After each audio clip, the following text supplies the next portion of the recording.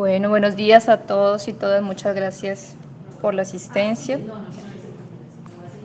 En el marco de los eventos ambientales de la Universidad Nacional de Colombia,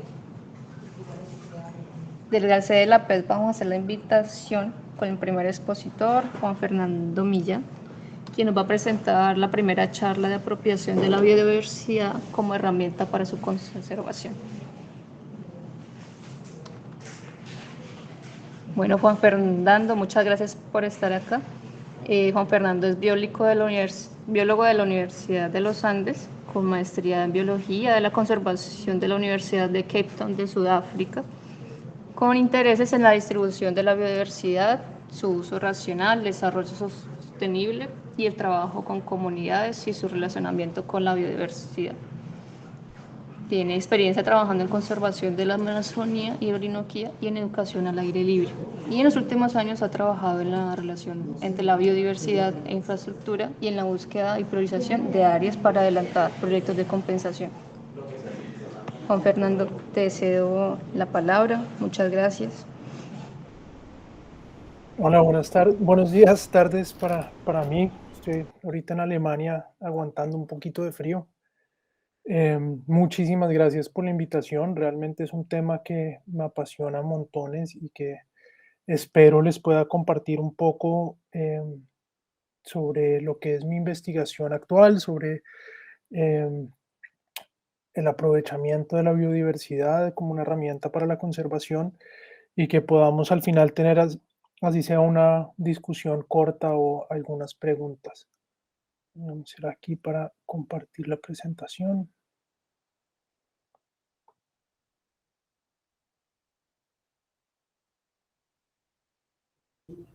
Ahí la pueden ver, ¿verdad? Sí, se ve correcto. Perfecto, entonces, perdón, la apropiación como una herramienta para la conservación. Muchas veces nosotros entendemos la conservación como algo que es plano. Otras personas ven la conservación más hacia lo que realmente se define como preservación, que es hacer un muro, una cerca alrededor de la biodiversidad y que todo se quede ahí quieto, que no toquemos, que no interactuemos. Y eso normalmente no funciona porque los humanos estamos distribuidos por todo el planeta, hemos causado afectaciones por todo el planeta y finalmente hacemos parte de esos paisajes que queremos conservar, hacemos parte e interactuamos con las especies que nos interesa conservar, con las que nos generan impactos, con las que nos generan beneficios. Entonces, siempre es mejor promover una apropiación, un conocimiento y que la conservación se haga de una forma más integral. Entonces, ¿qué es la apropiación? Digamos que aquí me meto yo como a ramas de la biología de la conservación eh, que no son estrictamente en lo que yo trabajo, pero, pero es importante empezar por el principio. Entonces, ¿qué es la apropiación? Cuando miré, busqué definiciones de qué es la apropiación, la Real Academia de la Lengua realmente no ayudó mucho con esa definición de qué es hacer algo propio de alguien. Wikipedia afortunadamente ayudó un poco más con esta definición que es un poco más acertada a lo que quiero transmitirles hoy y el tema del que estamos hablando. Y es esa acción de tomar para sí mismo alguna cosa y hacerse dueño de ella. Eso, como vamos a ver, es algo que viene con muchos grises, no es una cosa que sea de propiedad privada ni de derechos de unos y excluyendo a otros. Es algo bastante más complejo y que solamente cuando se logra entender esa complejitud es que lleva hacia la conservación. Ahí puse de apoyo uno de mis frutos favoritos. Sé que ustedes están un poco más enfocados hacia el bosque seco tropical y esto está lejos de estar por ahí cerca, pero es la fruta del moriche o el canangucho que llaman en la Amazonía y es uno de mis frutos favoritos, además que tanto en la Orinoquía como en la Amazonía es un fruto que genera esa apropiación, es un fruto que se consume, los morichales o cananguchales, que son digamos que unas zonas inundables, unos bosques de palmas en zonas inundables, generan apropiación por parte de las comunidades reconocen que para tener agua necesitan los morichales, que para tener comida se pueden comer el fruto del moriche, o las comunidades que dependen de cacería de subsistencia saben que los morichales o cananguchales son sitios importantes. Entonces me pareció una fruta interesante ahí como para apoyarme y abrir el tema de la apropiación. Entonces ya moviéndonos hacia qué es la apropiación de la biodiversidad. La apropiación es propiedad, es pertenencia. Entonces, en algunos países, por ejemplo, la biodiversidad se maneja con unos modelos de propiedad privada. Entonces, por ejemplo, en Sudáfrica, los animales que estén dentro de mi finca, por así llamarlo, me pertenecen. Y yo soy responsable de su cuidado, soy responsable de su conservación, pero también me puedo beneficiar de su aprovechamiento. Hay otros lugares, digamos aquí en Alemania, donde estoy yo en este momento, la fauna silvestre es un recurso público, no pertenece per se a nadie, excepto cuando está muerta. Entonces, los animales o la mayoría de los animales están libres y se mueven por los diferentes parches de bosque, por los diferentes ecosistemas y no son de nadie. Pero en el momento que un animal es cazado para ser aprovechado o incluso cuando hay un accidente de tráfico donde muere un animal silvestre, ahí sí pasa a ser propiedad del dueño de la zona donde está ese animal. Es un modelo bastante curioso e interesante. Y hay otras zonas del mundo donde no hay una tenencia o una propiedad alrededor de la fauna silvestre ni de la biodiversidad como tal, pero hay personas que tienen el derecho para aprovecharla, tienen derecho para hacer uso de ella, diferentes tipos de uso que vamos a hablar ahora más tarde, y también tienen responsabilidades respecto a esa biodiversidad. Entonces, esta apropiación siempre implica aprovechamiento o un uso. Eso es algo que es importante determinar si reconocer la biodiversidad como propia implica que eso me va a generar un uso, eso implica que yo la voy a aprovechar de cierta forma, o simplemente reconocer la biodiversidad como propia y dejarla quieta también es aprovechamiento. Entonces son preguntas ahí para que podamos discutir un poco más hacia el final. Y finalmente, el aprovechamiento o el uso siempre es explotación o hay formas de aprovechar la biodiversidad sin que sea como este término negativo que puede ser la explotación. Entonces, cada una de esas fotos pues representa uno de estos aspectos. La última foto que apareció es una foto que a mí siempre, desde la primera vez que la vi, me ha causado muchísima impresión. Eso es un cerro de cráneos de bisontes americanos y esa foto la tomaron a finales del siglo XIX para demostrar cuántos animales habían sido cazados y explotados por carne, por su piel y principalmente dentro de un proceso de colonización del oeste de los Estados Unidos. Entonces, pues es eso aprovechamiento, es eso apropiación. Son cosas pues, en las que toca pensar hasta dónde llega, porque si bien no todo es blanco y negro y grises, igual es importante trazar algunas líneas para no pasarse hacia un uso negativo. Otra pregunta que es muy importante es ¿quién? ¿A quién pertenece? ¿Quién es responsable? ¿Quién tiene derecho a acceder a la biodiversidad como un recurso, aprovecharla, beneficiarse de ella? ¿Quién tiene la responsabilidad de cuidar de esa biodiversidad, de monitorear que esté siendo utilizada de forma adecuada? ¿Y quién vigila el acceso? ¿Y quién, sí, quién puede acceder a ese recurso? ¿Quiénes quedan por fuera? ¿A quiénes se les permite? Ese quién es algo que es muy importante y es muy sensible, y alrededor de esa pregunta han habido conflictos en diferentes partes del mundo y se siguen dando en este momento, con pues, discusiones muy importantes sobre quién debe y quién no debe tener acceso, o quién tiene derecho a decidir si se hace o no se hace algún tipo de uso o aprovechamiento. Entonces, ya que estamos hablando tanto del aprovechamiento, es importante hacer esta aclaración de los tipos de uso que tiene la biodiversidad.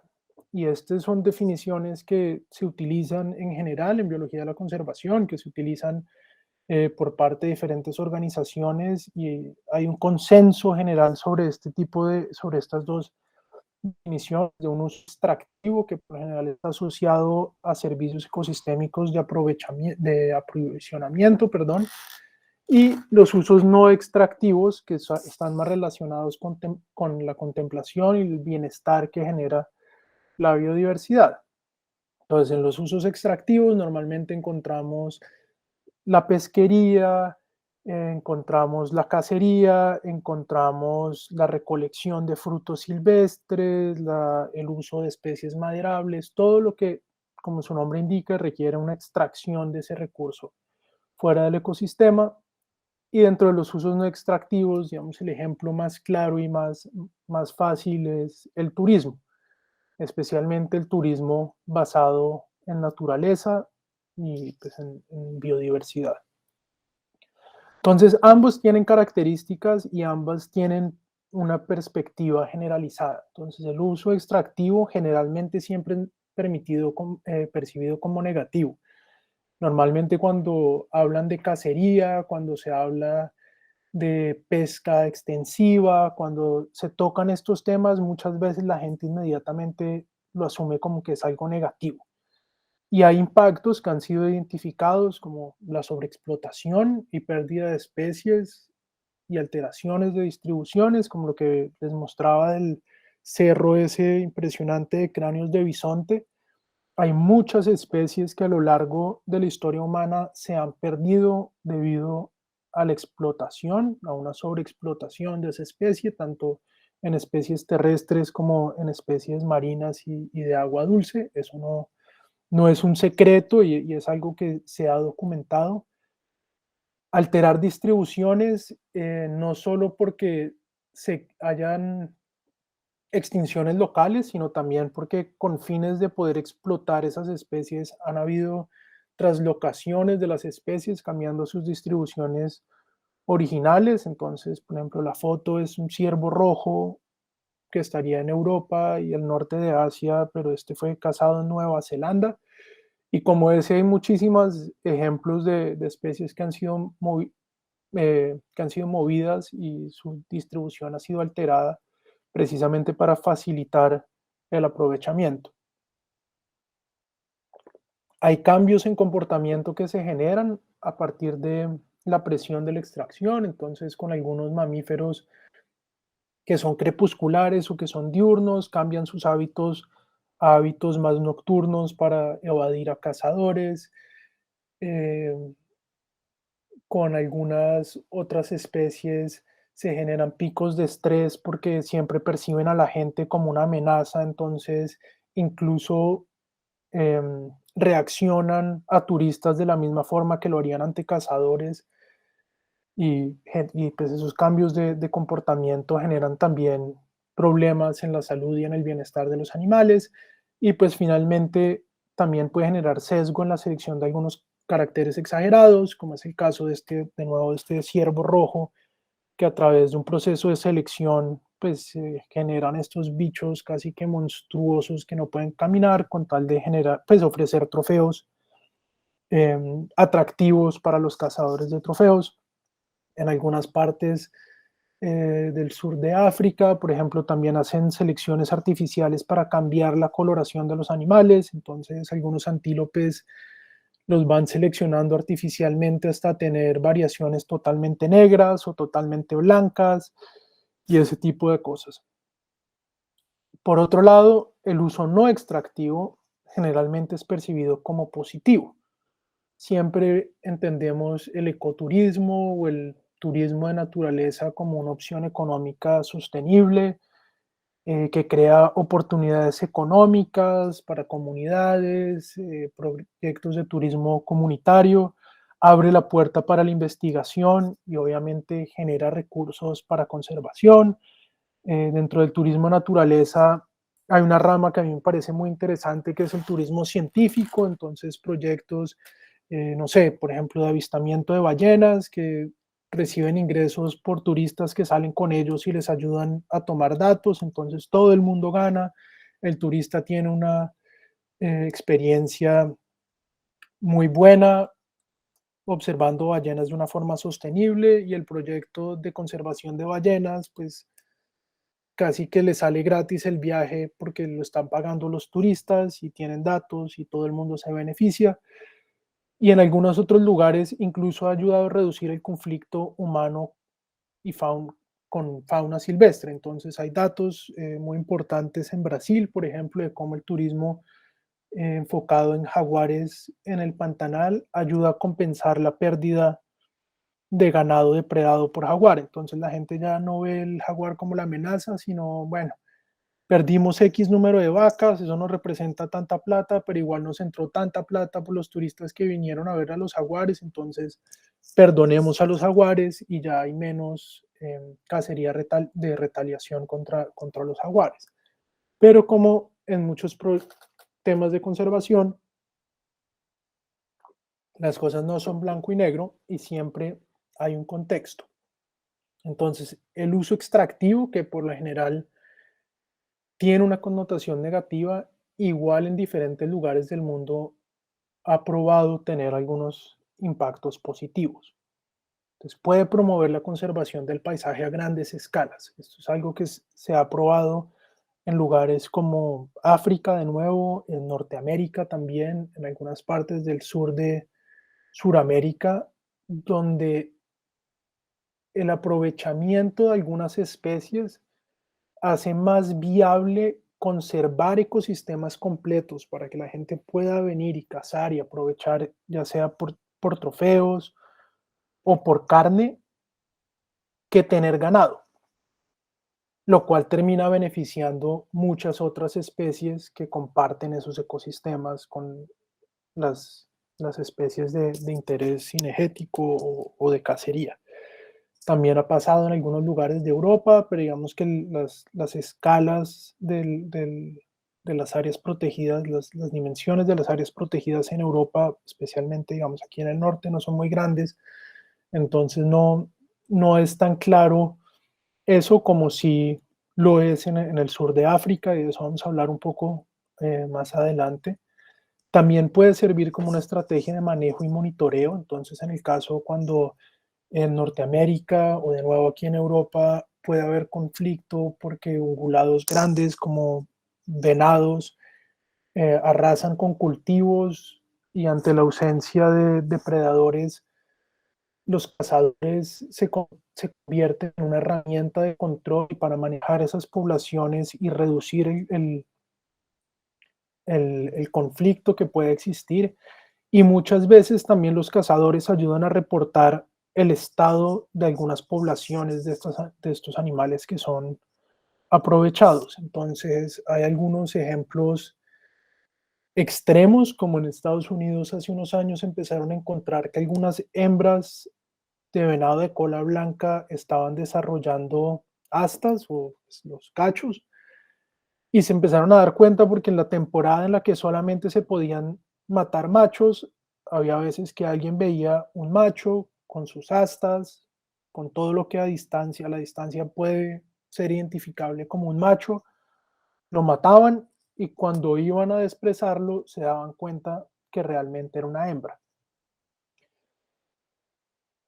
Al principio eran casos aislados y después empezaron a dar cuenta que había una cierta frecuencia y parece que está asociado con algunos agroquímicos que generan unos cambios hormonales eh, en la formación, en el desarrollo de los venados cuando están todavía dentro de las hembras y causa en algunos casos que las hembras desarrollen cornamentas cuando es exclusivo de los machos Y eso es algo que se pudo deducir únicamente porque los cazadores estaban reportando que habían hembras con astas. Hay otras especies donde se utilizan los cazadores para monitorear por dónde se están moviendo y los volúmenes, incluso especies que no pueden ser cazadas, pero que los cazadores al estar afuera y en contacto con estos lugares, pues pueden darse cuenta por dónde se están moviendo. Y finalmente, pues también puede promover la tolerancia hacia especies problema. Entonces, con el caso de nuevo em, del control de algunas poblaciones, cuando hay un tema, un término que a mí me parece un poco extraño, que es la cacería de tolerancia o muertes por tolerancia, y es en casos donde hay depredadores presentes, entonces en Estados Unidos con osos, en algunas partes con lobos, aquí en Europa, en algunas, especialmente en Europa Oriental, em, con los lobos y con los zorros. Una vez la gente siente que los cazadores pueden controlar esos animales, hay un poco más de tolerancia hacia su presencia. Es algo que yo pues, no me explico realmente del todo cómo funciona eso dentro del imaginario de la gente y lo que entiende la gente, pero es algo que es un término que se está acuñando y que aparece con relativa frecuencia, y esa extracción selectiva hace que la gente sea más tolerante o conviva con especies problemáticas, digamos, en el caso de depredadores grandes y con el caso de, digamos, venados y otros ungulados que pueda haber conflictos con agricultores, pues también ayuda a disminuir un poco esa presión. Entonces, pues aunque uno tiene una connotación negativa, no siempre es malo. Y ahí me faltó poner otro punto que es también lo del, no, sí, generar beneficios económicos para comunidades. Y eso eventualmente se traducen en conservación. Eso, digamos que hay un gradiente en el cual eso ocurre. En África es muy claro, en algunos países donde la cacería trae una cantidad impresionante de dinero y las comunidades se ven afectadas positivamente por esos ingresos, por generación de empleo, por ayudas económicas, por cuidado de pues, escuelas, hospitales rurales, ese tipo de cosas, y hace que la gente sea un poco más permisiva y acepte prácticas como la cacería de trofeo y estén más de acuerdo con conservar. Y también hay otros casos en los que genera unos recursos importantes que son invertidos directamente en conservación. Entonces, digamos, en Norteamérica ese modelo está muy bien establecido, el cobro por licencias de cacería y el porcentaje que debe ser reinvertido en proyectos de conservación de ecosistemas, de formación de cazadores éticos para garantizar la sostenibilidad de la práctica, de monitoreo de especies y de cuidado de especies amenazadas que no son objetos de aprovechamiento. Por otro lado, el uso extractivo, que habíamos entendido como positivo, también genera impactos negativos y frecuentemente son ignorados porque vemos el turismo de naturaleza como la solución perfecta para muchos problemas de conservación, pero está demostrado que el turismo mal manejado genera estrés en individuos silvestres, la presión de la gente que camina y camina y camina detrás del animal para tomarle foto, que se acercan demasiado a un animal adulto con crías, genera estrés. Hay estudios que demuestran que en los parques africanos, cuando la gente parquea los carros a ver al león comer, los leones comen menos y están más vigilantes y eventualmente abandonan la presa antes de lo que lo harían si no los están observando. En algunas especies de primates también se ha logrado registrar que cuando hay turistas observándolos, disminuyen la cantidad de tiempo que comen o que forrajean y están más como alerta mirando quiénes son esas personas que los están mirando, incluso en especies o pues en grupos que han sido altamente habituados. Existe el potencial también de aumentar la huella humana en áreas naturales. y es el turista, especialmente el turista que va a llevar mucha plata a algunas regiones naturales o regiones bien conservadas, tiene exigencias y los operadores turísticos siempre van a querer acomodar a la gente que traiga más plata. Eso significa construir mayor infraestructura, hacer mejores vías de acceso.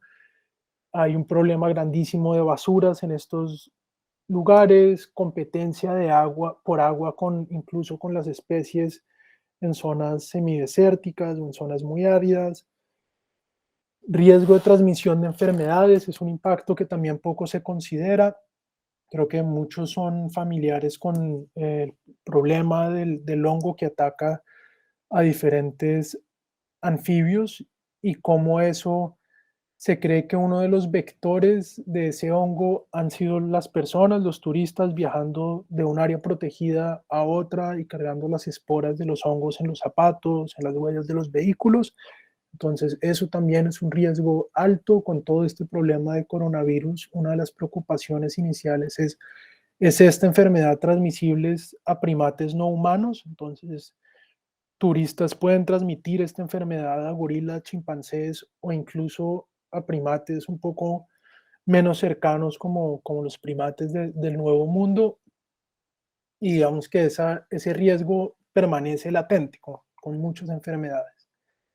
Y finalmente, pues puede afectar el bienestar animal, lo que hablábamos del estrés. Hay un estudio muy interesante en el que compararon el impacto que tenían caminantes, turistas y cazadores sobre el elk, que es una de estas especies de venados gigantes que hay en Norteamérica, y encontraron que estos animales se estresan más con los turistas que con los cazadores. Y es básicamente porque cuando un cazador mata a un animal de estos, es un pico de estrés y los animales se van, queda un animal muerto, pero no se persigue el resto de la manada, mientras que los turistas, la gente que está caminando y la gente que se mueve en cuatrimotos, siguen caminando detrás de la manada y la manada corre otro poquito y se siguen acercando para tomar fotos. Y entonces no es un pico de estrés, sino que es un estrés sostenido que a largo plazo puede afectar el bienestar de los animales. Y desafortunadamente el turismo también en algunos casos promueve el tráfico de especies. Y ahí puede ser una línea donde se sobreponen un poco el uso extractivo ilegal, como es el tráfico de fauna silvestre, y el uso no extractivo como actividades turísticas, pero también el hecho que algunos operadores turísticos quieran tener animales para que los turistas se tomen fotos, o atraer algunos animales para que los turistas se tomen fotos.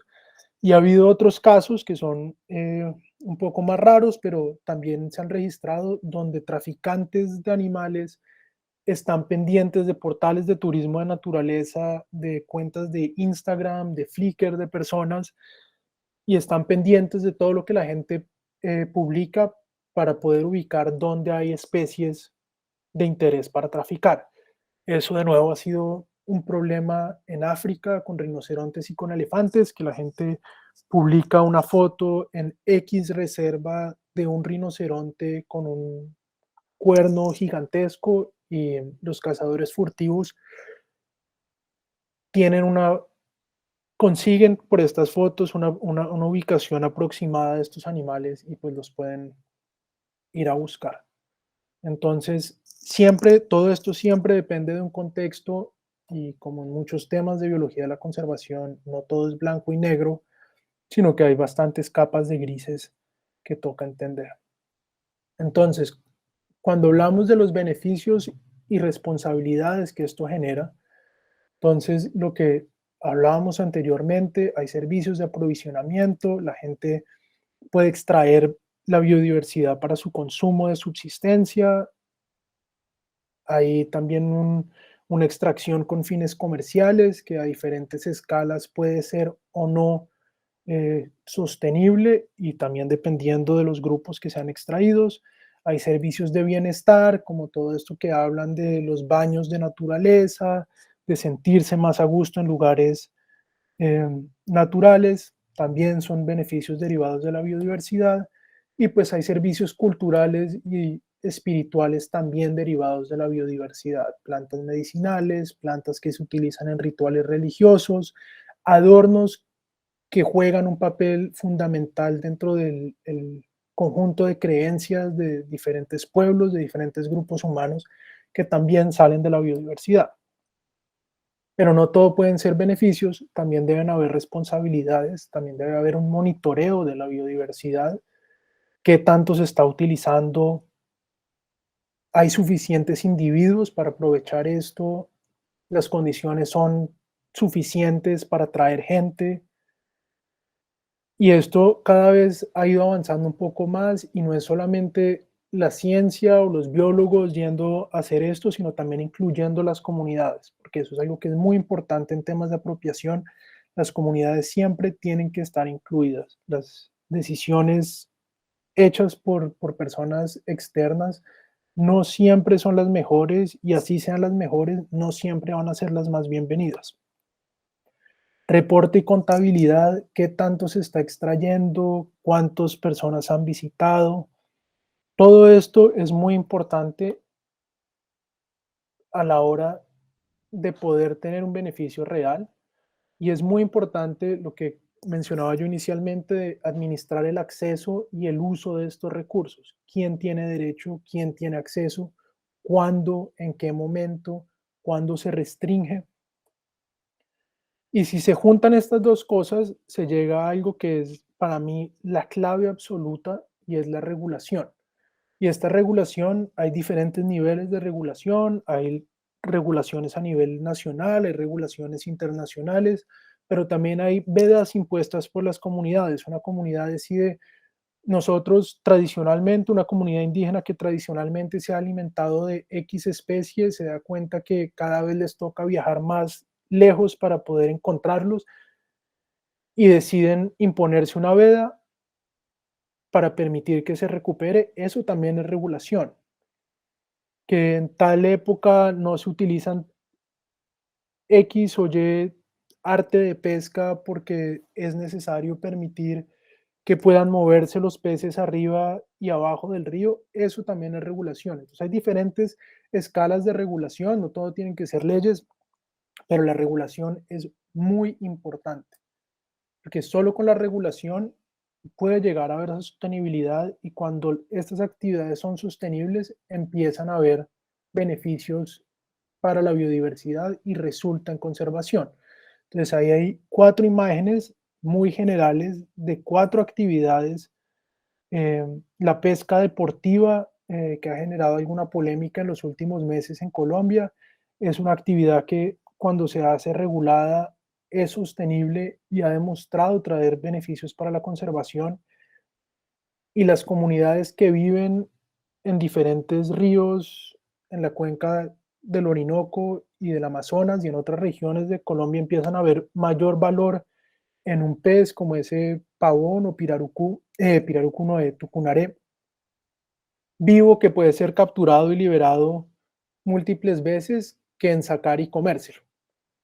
El avistamiento de aves en Colombia es una actividad que en los últimos años ha despegado y que trae muchísimos beneficios. El turismo fotográfico en partes de África también, cuando es bien regulado, genera grandes beneficios para la conservación.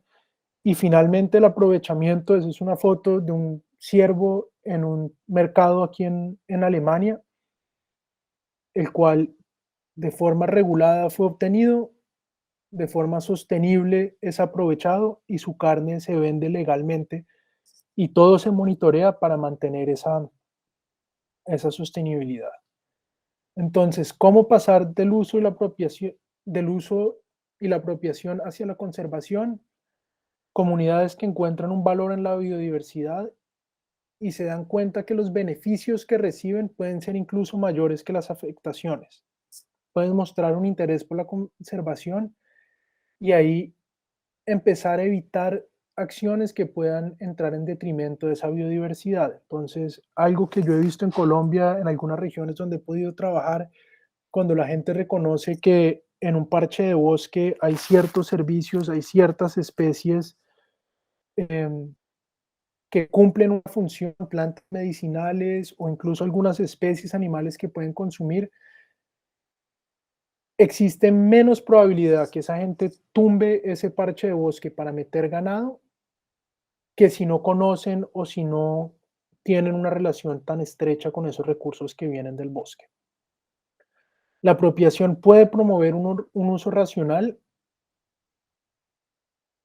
y en ese sentido, tanto la gente reconoce lo que tiene y a qué medida lo puede utilizar, se puede mover hacia un uso sostenible.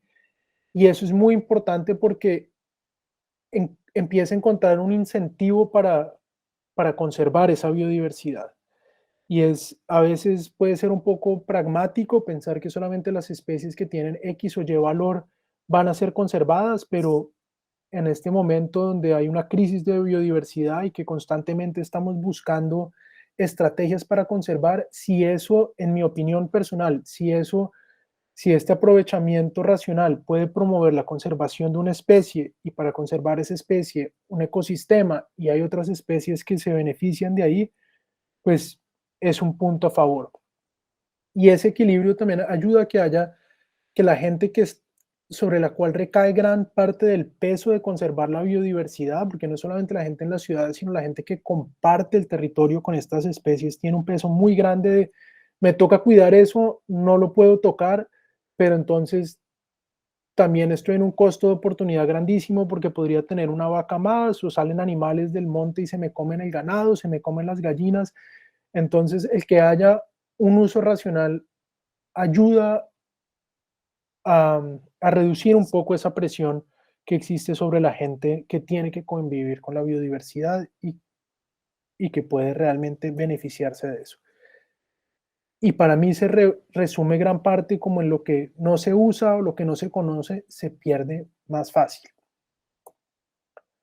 El uso irracional no es apropiación, y esto de nuevo, la imagen del cerro de cráneos y una especie que fue sobreexplotada hasta llegar al borde de la extinción, desde que ha habido una regulación y leyes que protegen la fauna silvestre de Norteamérica, algunas de ellas incluso en función directa del aprovechamiento y de la extracción, no se han registrado más pérdidas de especies.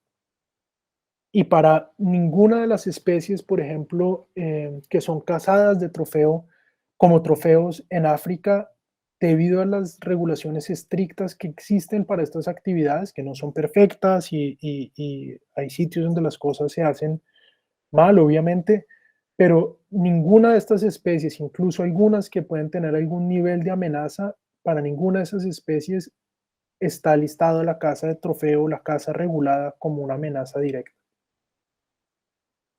Entonces, el uso irracional no hace parte de la apropiación. Para mí está conectado es más con una desconexión absoluta de qué tanto es suficiente y qué tanto puede ser un equilibrio.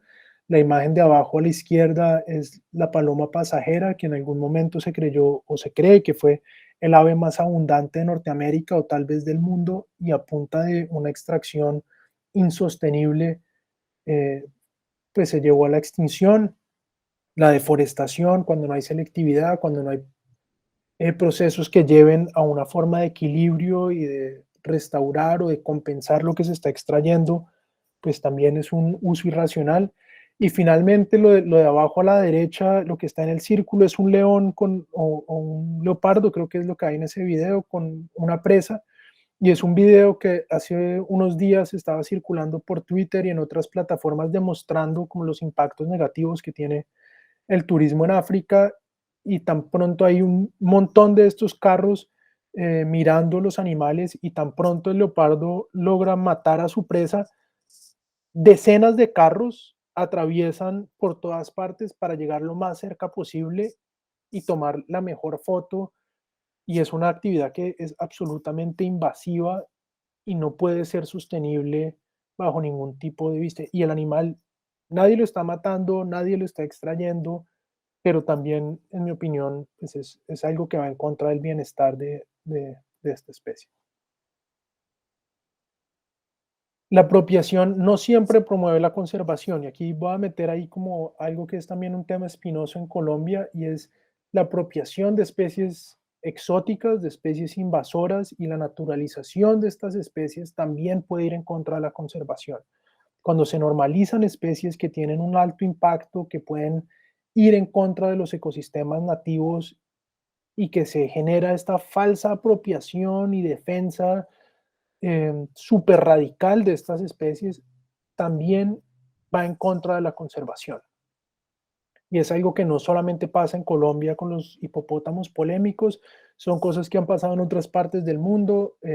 Arriba a la izquierda son unas cabras que son nativas de los Himalayas, pero que fueron introducidas a Ciudad del Cabo, en Sudáfrica, que fue donde se tomó esa foto, y son altamente invasoras, generan unos impactos altísimos sobre la flora nativa, que además es endémica y es algo supremamente característico de esta montaña, y no se han podido controlar efectivamente porque hay gente que insiste que ya se han naturalizado y que son una parte del ecosistema y que entonces hay que dejarlas quietas. Los mapaches, que en Colombia y en toda América, pues en gran parte de América son nativos, aquí en Europa son una especie invasora que se expande rápidamente, y también muchos alegan que ya se ha integrado dentro de la biodiversidad nativa, al igual que los ñandúes que están abajo, que no es en ninguna parte de Sudamérica, sino es también aquí en Alemania, donde hace unos años algunas personas pensaron que era una buena idea tener granjas con estos pájaros con fines comerciales para vender la carne, para sacar otros productos, y algunos de estos animales se fugaron, se silvestraron, y también es un problema eh, muy grande su control. Y finalmente el ciervo rojo, también nativo del norte de Europa y de Asia, pero que ha sido introducido en diferentes partes del mundo para ser cazado, porque es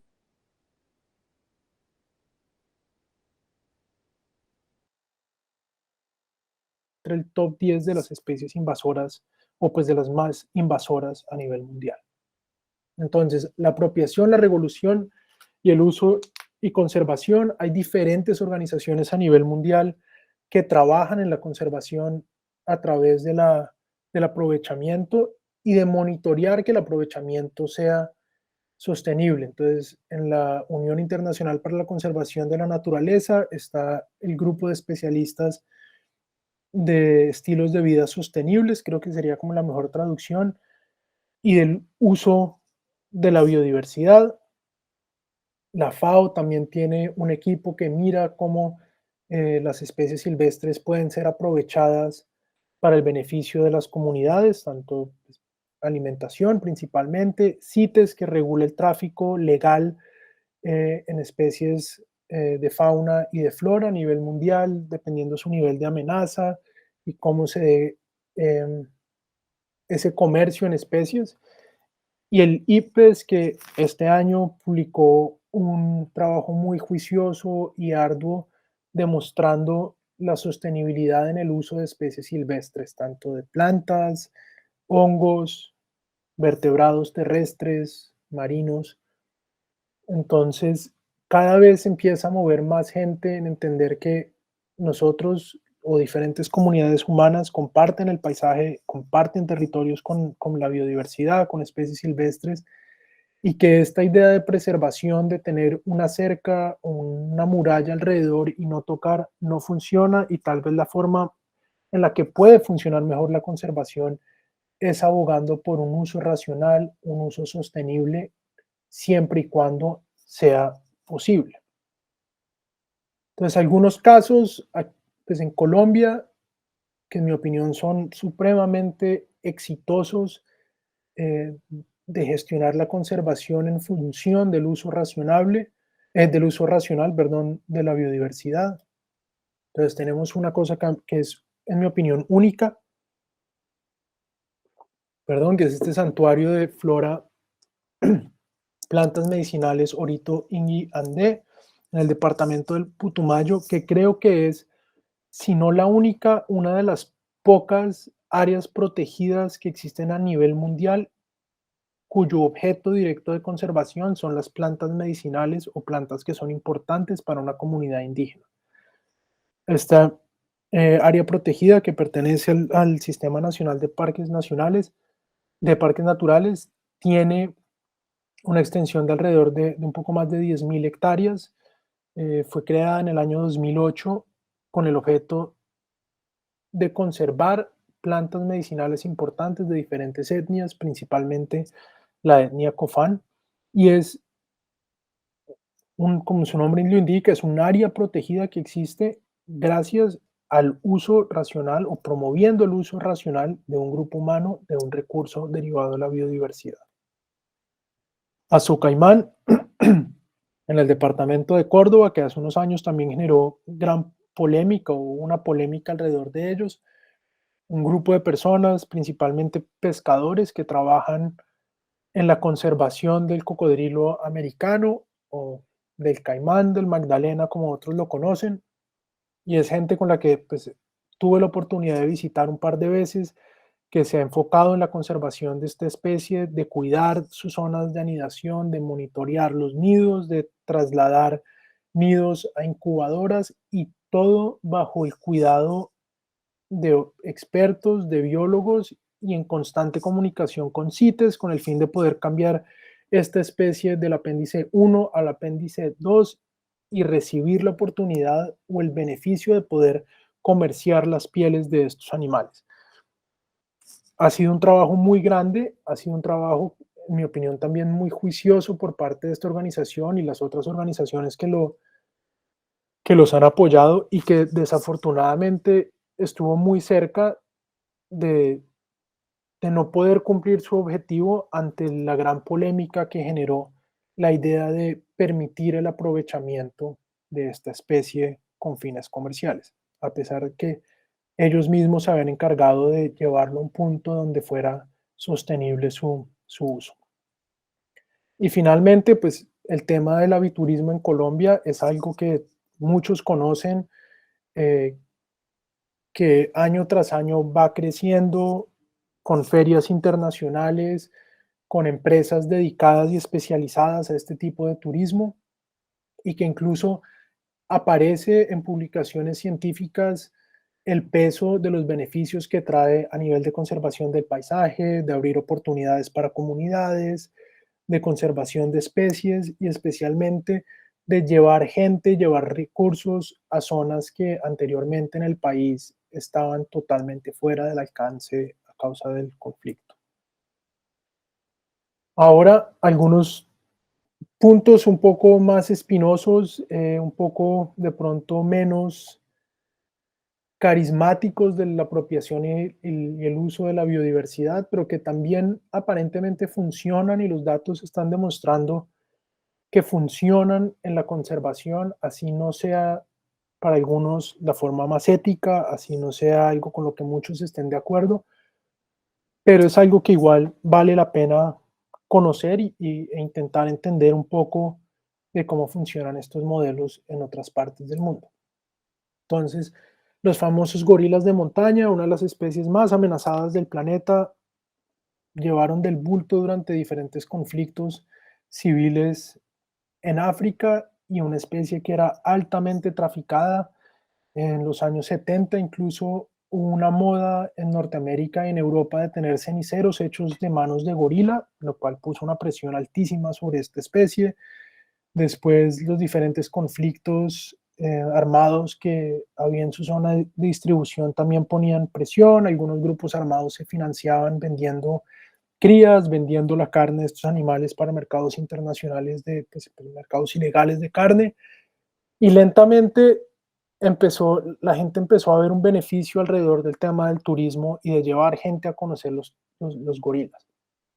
Eso eventualmente hizo, que es lo que les mencionaba, el potencial de la pesca deportiva en Colombia, que la gente viera mayor valor en un gorila vivo que en un gorila muerto. Hoy en día calculan que más o menos ingresan a Ruanda exclusivamente por el Parque Nacional de los Volcanes en promedio 42 millones de dólares al año, lo cual un poco menos del 5% va directamente a las comunidades que viven alrededor del parque. Eso ha permitido que gran parte se invierta una cantidad de plata importante en controlar el parque, en evitar la entrada de cazadores furtivos, en tener mejores capacidades de monitoreo y la gente ha aprendido a convivir con los gorilas y hoy en día los ven como algo positivo y algo que es un beneficio para ellos. Obviamente hay algunas investigaciones que demuestran que los más beneficiados son los gorilas y que en este caso el efecto sombrilla no se da tan bien porque los guardaparques, mientras la gente no esté comiéndose los gorilas, no les importa que otras especies casen y sí ha habido una pérdida de ungulados al interior del parque, pero digamos quedémonos con el mensaje positivo del cambio de actitud hacia una especie y como hoy en día la especie es objeto de protección y esa protección y ese apoyo del turismo ha permitido que esta población vaya en aumento y se ha rescatado o por lo menos se ha retardado aún más lo que parecía ser una inminente extinción. En países del sur de África, las economías son altamente dependientes de su biodiversidad. El uso de suelo basado en la biodiversidad es supremamente frecuente. Países como Namibia y Suráfrica, una parte muy importante de su economía gira alrededor del turismo de naturaleza, ya sea safaris fotográficos o la cacería de trofeos. Ambas prácticas generan incentivos para la conservación, aunque en magnitudes muy grandes, porque digamos que la cantidad de fondos que genera la cacería de trofeos es significativamente más alta de la que genera el turismo exclusivo de fotografía. Y la huella ambiental, más allá, digamos que la extracción de algunos individuos que genera la cacería de trofeos, es mucho menor que la que genera la cacería de turismo, perdón, la cacería de turismo, no, el turismo de fotográfico. El aprovechamiento de la biodiversidad trae beneficios sociales, muchas reservas que funcionan, donde funciona cacería de trofeos, cobran unas, pues unas sumas de dinero bastante altas por estos productos y por estos servicios y una parte importante de estos ingresos se invierten en las comunidades. Hay estudios que comparan la cantidad de empleos que genera una reserva donde se permite la cacería versus una reserva donde solamente hay fotografía y siempre hay más empleos locales generados por operaciones de cacería y en el caso de que se prohibiera la cacería de trofeos, hay muchos modelos que muestran que la mayoría de estas propiedades no se irían a hacer turismo de fotografía, sino que cambiarían totalmente el uso del suelo y se irían más hacia ganadería, afectando más el ecosistema que haciendo la transición hacia la fotografía, que es algo que es muy importante tener en cuenta. Y este tipo de actividades ayuda a disminuir el conflicto con algunas especies, lo que les contaba de ya sea tolerancia o ya sea que las comunidades sienten que alguien va a responder por los daños o que se van a controlar los animales que están generando los daños, incluso animales como elefantes e hipopótamos que tienen algún grado de amenaza, pero que también generan conflicto con las comunidades. El mapa de la izquierda es un mapa de Sudáfrica y cada punto de esos negros es una reserva en las cuales se permite la cacería. Hay muchas otras reservas privadas y estos usos del suelo alrededor de la biodiversidad es un negocio tan importante en Sudáfrica que hay más área protegida en manos de privados que en parques nacionales. Y eso tiene unas implicaciones muy grandes para la conservación porque estas áreas privadas tienen más recursos para promover la conservación y evitar la cacería furtiva y la fuga de animales a través de actividades no sostenibles que los mismos parques nacionales. Y dentro de estos usos de suelo alrededor de la biodiversidad, pues está turismo fotográfico, está la cacería de trofeos, pero también está el cultivo, por así llamarlo, de especies silvestres, donde algunas especies silvestres reemplazan el ganado, pero también son explotadas para carne.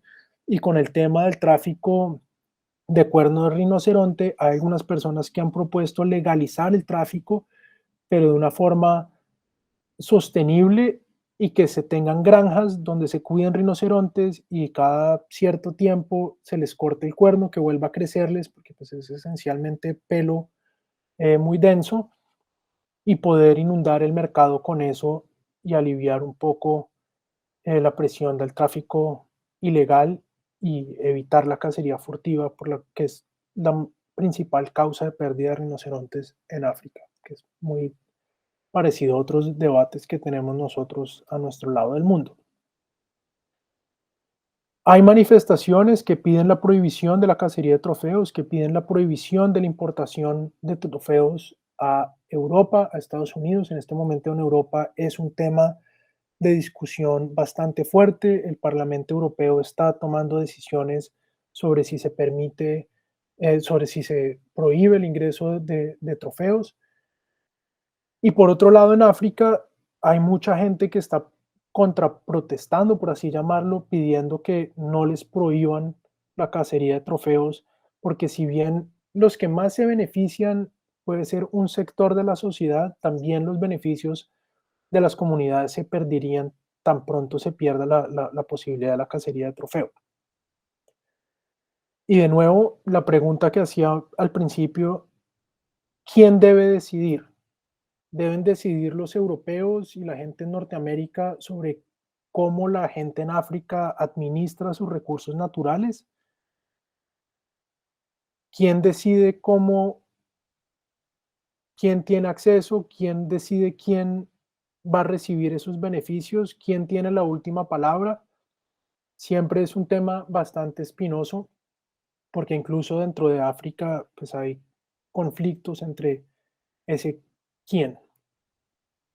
Finalmente, Europa tiene una tradición de aprovechamiento sostenido de la biodiversidad y la carne proveniente de especies silvestres se consigue en diferentes mercados. La foto de abajo es un mercado en Londres donde se consiguen faisanes, liebres, patos, venados. La foto de arriba a la derecha es un aplicativo para el celular donde uno puede aquí en Alemania comprar carne directamente a los cazadores. Entonces siempre pues, ha existido este uso sostenido de la biodiversidad, pero es altamente regulado. Y eso ha llevado a que la gente vea las especies silvestres como un recurso económico que deben cuidar. Obviamente es algo que no es blanco y negro y tiene bastantes matices de qué especies son estas que son permitidas no solamente aprovechar, sino qué especies se les permite existir con el fin de ser aprovechadas. Em, Aumenta la tolerancia hacia especies problema, disminuye el conflicto que pueda haber con ciertas especies de ciervos, de venados que son supremamente abundantes. Y esto ha llevado a que Europa en este momento tiene la mayor abundancia de ungulados que se ha registrado en la historia. Eso algunos creen que es por liberación de algunos recursos. Y qué pena, me acaban de dar, se me había parado aquí el reloj en el que ya estoy cerrando para hacer algunas preguntas. Em, y ha permitido que haya más animales hoy en día que en el pasado. Y esto se demuestra con estas mediciones que hacen de biomasa y entre 1970 y el 2014, hoy en día hay más ciervos de este tipo de venado, que es el corzo, y hay más jabalíes que cualquier otro animal en Europa y son tal vez dos de las especies más cazadas en el continente. Entonces, a mí siempre me ha llamado la atención esta imagen de una protesta en contra de la guerra de Vietnam, en el cual ponen que si bombardear por la paz es como tirar por la virginidad, por ponerlo en términos más amables. Y a veces me pregunto si esto es igual, es el mismo oxímoron que consumir la biodiversidad para conservarla. En mi opinión, puede que sí sea una forma de apropiarse de la biodiversidad y de promover su conservación. Entonces, conclusiones generales, ustedes leen más rápido de lo que yo puedo hablar, pero pues la apropiación permite aumentar el conocimiento y llevar hacia la conservación. Diferentes tipos de aprovechamientos tienen diferentes consecuencias, pero siendo regulados pueden ser beneficiosos. Hay formas de apropiación que pueden ser nocivas para la biodiversidad, especialmente cuando se naturalizan especies exóticas. Y los impactos generados por el aprovechamiento no siempre son blanco y negro, siempre hay muchos matices que tienen que ser explorados y lo más importante, siempre las decisiones en torno al aprovechamiento, en torno a la apropiación y finalmente para saber si llevan o no a conservación o si son sostenibles, siempre deben ser basados en evidencia, en cifras, en cosas cuantificables que permita realmente saber cuáles son los impactos y no solamente en pareceres blandos. Muchas gracias. Un chiste ahí bobo que estaba circulando en Twitter por toda esta polémica sobre la cacería de turismo, cacería de trofeo. Qué pena, me excedí unos minutos. Muchísimas gracias, Juan, no, Eh, tranquilo. Quedo abierto si tenemos tiempo, a preguntas, comentarios, Sí, inquietudes y madrazos. sí, vamos a revisar los comentarios que tenemos en Facebook y si de pronto por acá en el Google Meet alguna persona tiene una pregunta, algún comentario. Entonces, desde el Facebook, Diefer Mezcar nos comenta: interesante charla. Usualmente interpretamos al mundo biológico desde una perspectiva muy antropocéntrica y aún funcionamos en términos casi religiosos, aquel absurdo que pregona que el mundo fue creado para nuestro uso. Sin embargo, es importante que el trabajo educativo incluya un respeto por la biodiversidad, aún más allá de nuestra comprensión o de nuestra interpretación tan antropocéntrica. Considero que el trabajo educativo desde la infancia debería contribuir notoriamente a vivir más racionalmente con respecto a la diversidad biológica. Considero incluso que el concepto de explotación sostenible tiene sus falencias y hay que discutir más al respecto. Pero sobre la toma de conciencia y el conocimiento, él tiene una pregunta. ¿Tendrías alguna sugerencia en términos de educación desde los primeros años de formación del actual sistema educativo? Perdón, ahí se cortó un poquito. ¿Puedes repetir la Sí, pregunta? te repito la pregunta, ¿tendrías alguna sugerencia en términos de educación desde los primeros años de formación del actual sistema educativo? Esa es una muy buena pregunta y creo que en Colombia hace falta un enfoque de educación al aire libre. Yo trabajé en ese tema durante un tiempo relativamente largo y siempre cuando los niños y niñas se les permite jugar al aire libre, tienen una sensibilización hacia la naturaleza, hacen preguntas sobre las especies que los rodean, ya sea plantas, puede empezar por un árbol frutal afuera de la casa e irse extendiendo un poco más allá, pero siempre la recomendación es eso, pasar más tiempo afuera con personas jóvenes siempre trae beneficios y genera una mayor conciencia acerca de la biodiversidad que los rodea. Listo, muchas gracias por acá. Alejandro Sánchez Morales nos escribe: ¿cuáles serían las zonas con más potencial para desarrollar ese tipo de estrategias de apropiación en Colombia? Pues zonas de apropiación, todo el país. O sea, digamos que hay diferentes procesos sociales donde la gente está reconociendo sus territorios, donde está reconociendo qué potenciales hay en términos de biodiversidad, qué oportunidades hay alrededor de esa biodiversidad. Temas de no tanto apropiación, sino de aprovechamiento, si es algo que se tiene que mirar, son contextos muy específicos. Colombia pues es un país muy diverso, pero hay zonas donde, en mi opinión, hay algunas especies promisorias que en algunas zonas podrían ser explotadas eh, pues con un fin extractivo, de pronto comercial, que pueda permitir una conservación del ecosistema contra el caso en el que no se permite ese aprovechamiento y la gente opta por otras actividades económicas y cambio de uso del suelo. Pero eso tiene que verse contextos regionales a muy pequeña escala. Listo, Juan, por acá en el chat de Google nos escribe Jaime Gavilán: muchas gracias por compartir estos aspectos. Una mirada desde lo más importante: respeto, convivencia y racionalidad. Lice Estefanía Lara: profe, muchas gracias por compartirnos esta información. Es muy importante que se pueda trabajar más en el turismo responsable para ese respeto hacia la naturaleza y disminuir esos impactos que nos mencionaba. para aplicar estas recomendaciones de apropiación y conservación. Germán Eduardo Barrera nos escribe: ¿qué tan relevante considera la participación de las comunidades locales y grupos étnicos en la conservación y apropiación de la biodiversidad? Totalmente relevante, y el peso de la opinión de las personas que conviven más cercanamente con la biodiversidad debería ser mayor que las personas que toman decisiones desde un escritorio.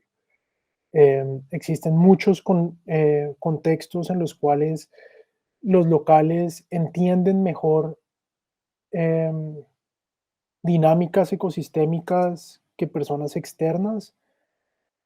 Hay muchos conflictos que, como hablaba, que a veces pueden ser manejados a través de un aprovechamiento sostenible, y esos conflictos pues afectan a las personas que conviven estrechamente con la biodiversidad, entonces en muchos casos comunidades rurales y comunidades indígenas, y eso es parte, digamos, de la discusión que se debe dar a nivel global, y por eso hacía yo tanto énfasis de quién debe decidir, quién tiene acceso, quién em, es algo que se tiene que definir en cada caso. De nuevo, también es algo muy contexto específico, pero totalmente de acuerdo que son las comunidades apoyadas en la ciencia que deben tener un peso muy grande en la toma de esas decisiones.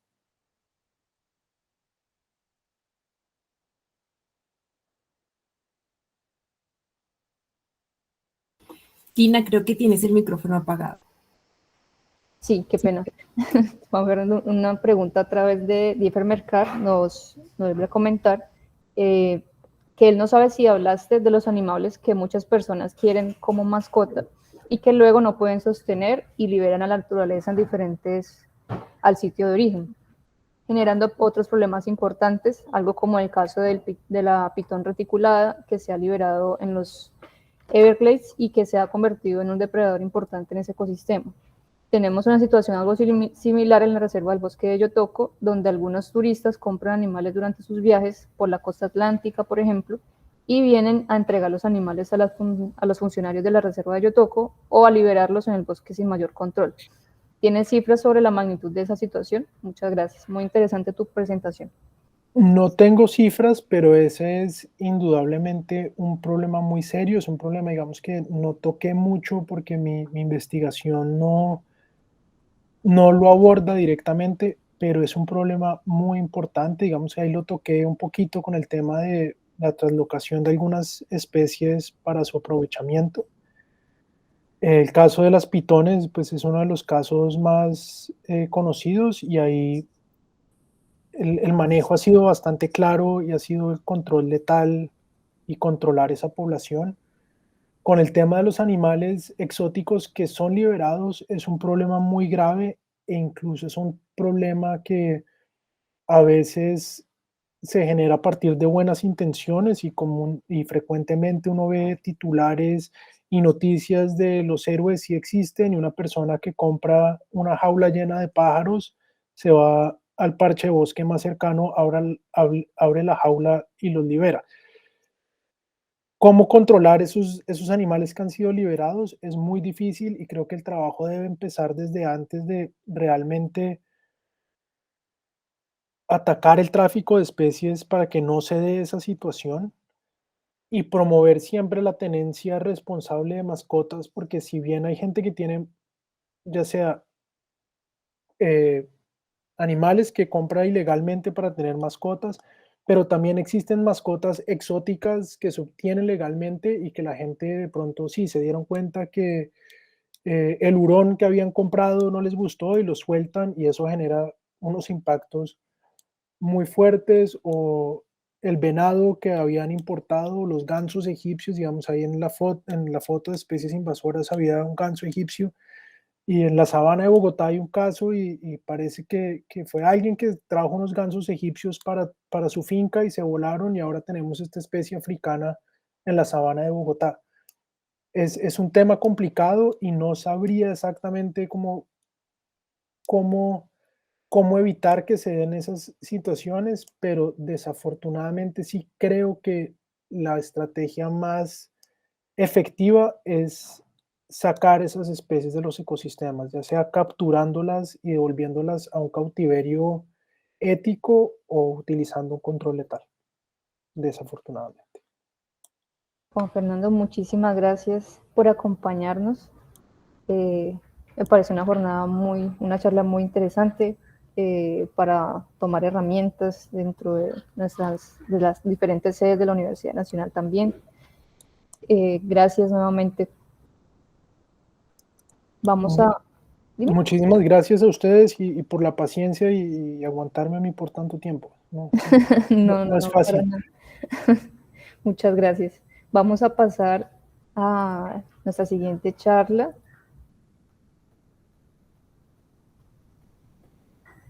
Explorando el bosque seco. En este momento nos acompaña Cristina Romero. ¿Cómo estás? Buenos días.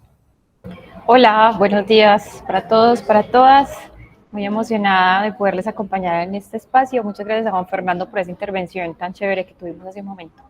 Muchas gracias, Cristina. Cristina, ella es colega ingeniera ambiental de la Universidad de Medellín, con una maestría en divulgación científica y apropiación social del conocimiento de la Universidad de Edimburgo del Reino Unido, y se ha desempeñado en áreas de gestión ambiental y cultural, investigación y desarrollo. Ha sido una apasionada de la divulgación científica. También ha apoyado voluntariamente proyectos orientados a la educación para el desarrollo sostenible en comunidades en Colombia, Kenia y Uganda. Entonces, Cristina, te doy la palabra. Muchas gracias. No, muchas gracias a ustedes. Veo que África está muy presente en esta jornada de hoy, cosa que me parece muy bonita, esa conexión. Entonces, bueno, esperen por aquí, yo les comparto la pantalla para contarles un poquito sobre este libro que es El Bosque Seco. Justamente la sede de La Paz está ubicada en territorio de bosque seco. Es uno de los ecosistemas más hermosos que tenemos en el país y al mismo tiempo uno de los más amenazados. De hecho, en Colombia es el más amenazado de todos. Y en el mundo es también uno de los ecosistemas pues, que está con mayores riesgos, entonces es urgente que hablemos de él y quiero contarles un poco de la historia de este libro y pues un gran spoiler es que al final de esta presentación vamos a leerlo juntos. Ahorita vi que algunas personas estaban como muy interesadas en conocer algunas estrategias de educación ambiental para empezar a abordar desde la infancia estos temas de la conservación, entonces creo que ojalá esas personas encuentren también en este tipo de materiales una inspiración para hacernos enamorar y actuar por la conservación de la naturaleza de Colombia. Entonces, esta historia empieza, yo no sé dónde empieza, quizás en el Reino Unido, en Escocia, donde hice mi maestría. Esa fue la ventana de estudiante desde donde yo estuve trabajándole a la tesis. Como les contaban ahorita, mi maestría es en divulgación científica y bueno, en esa ventanita sí que vi pasar la vida. Y cuando estaba allá, vi esta noticia, que solamente queda un 8% del bosque secotropical en Colombia, y esa cifra para mí fue muy impresionante. Como mi acento me delatará, yo soy paisa, yo soy de Medellín, y pues bueno, en Medellín como tal estamos en un bosque de niebla, ¿cierto? Pero muy cerca a Medellín tenemos a Santa Fe de Antioquia, que es un lugar muy turístico, que es bosque secotropical, pero particularmente yo me enamoré de este ecosistema cuando estaba en la universidad. Más o menos en el año 2009 estuvimos en el Golfo de Morrosquillo, en Sucre, y fue una salida de campo alucinante. Como pueden ver, ahí estoy con mis amigas, pasamos delicioso, y fue la primera vez que yo fui consciente de estar dentro de un bosque secotropical. Me llamó mucho la atención los colores, las formas. Bueno, el bosque seco es muy, muy particular. Y entonces cuando escuché esta noticia, cuando la leí, que solamente quedaba un 8% de ese lugar tan maravilloso que yo había alguna vez conocido, como que algo por dentro me dolió. Y Juan Fernando ahorita también lo estaba mencionando, cómo las actividades o la exposición directa con la naturaleza hace que realmente ese vínculo emocional se cree, y a partir de ese vínculo emocional es que uno puede tomar acción. Y definitivamente que esa salida de campo al Golfo de Morrosquillo para mí fue determinante para el momento entonces en el que, haciendo la maestría por allá en Escocia, yo dije, quiero tomar acción. La maestría en divulgación científica, uno podía hacer como un trabajo de investigación o un trabajo aplicado. Y a mí me encanta la naturaleza, me encanta contar historias sobre la naturaleza y me encanta dibujar. Entonces yo dije, voy a juntar aquí en esta tesis como varias de las cosas que me apasionan y decidí entonces hacer este libro ilustrado.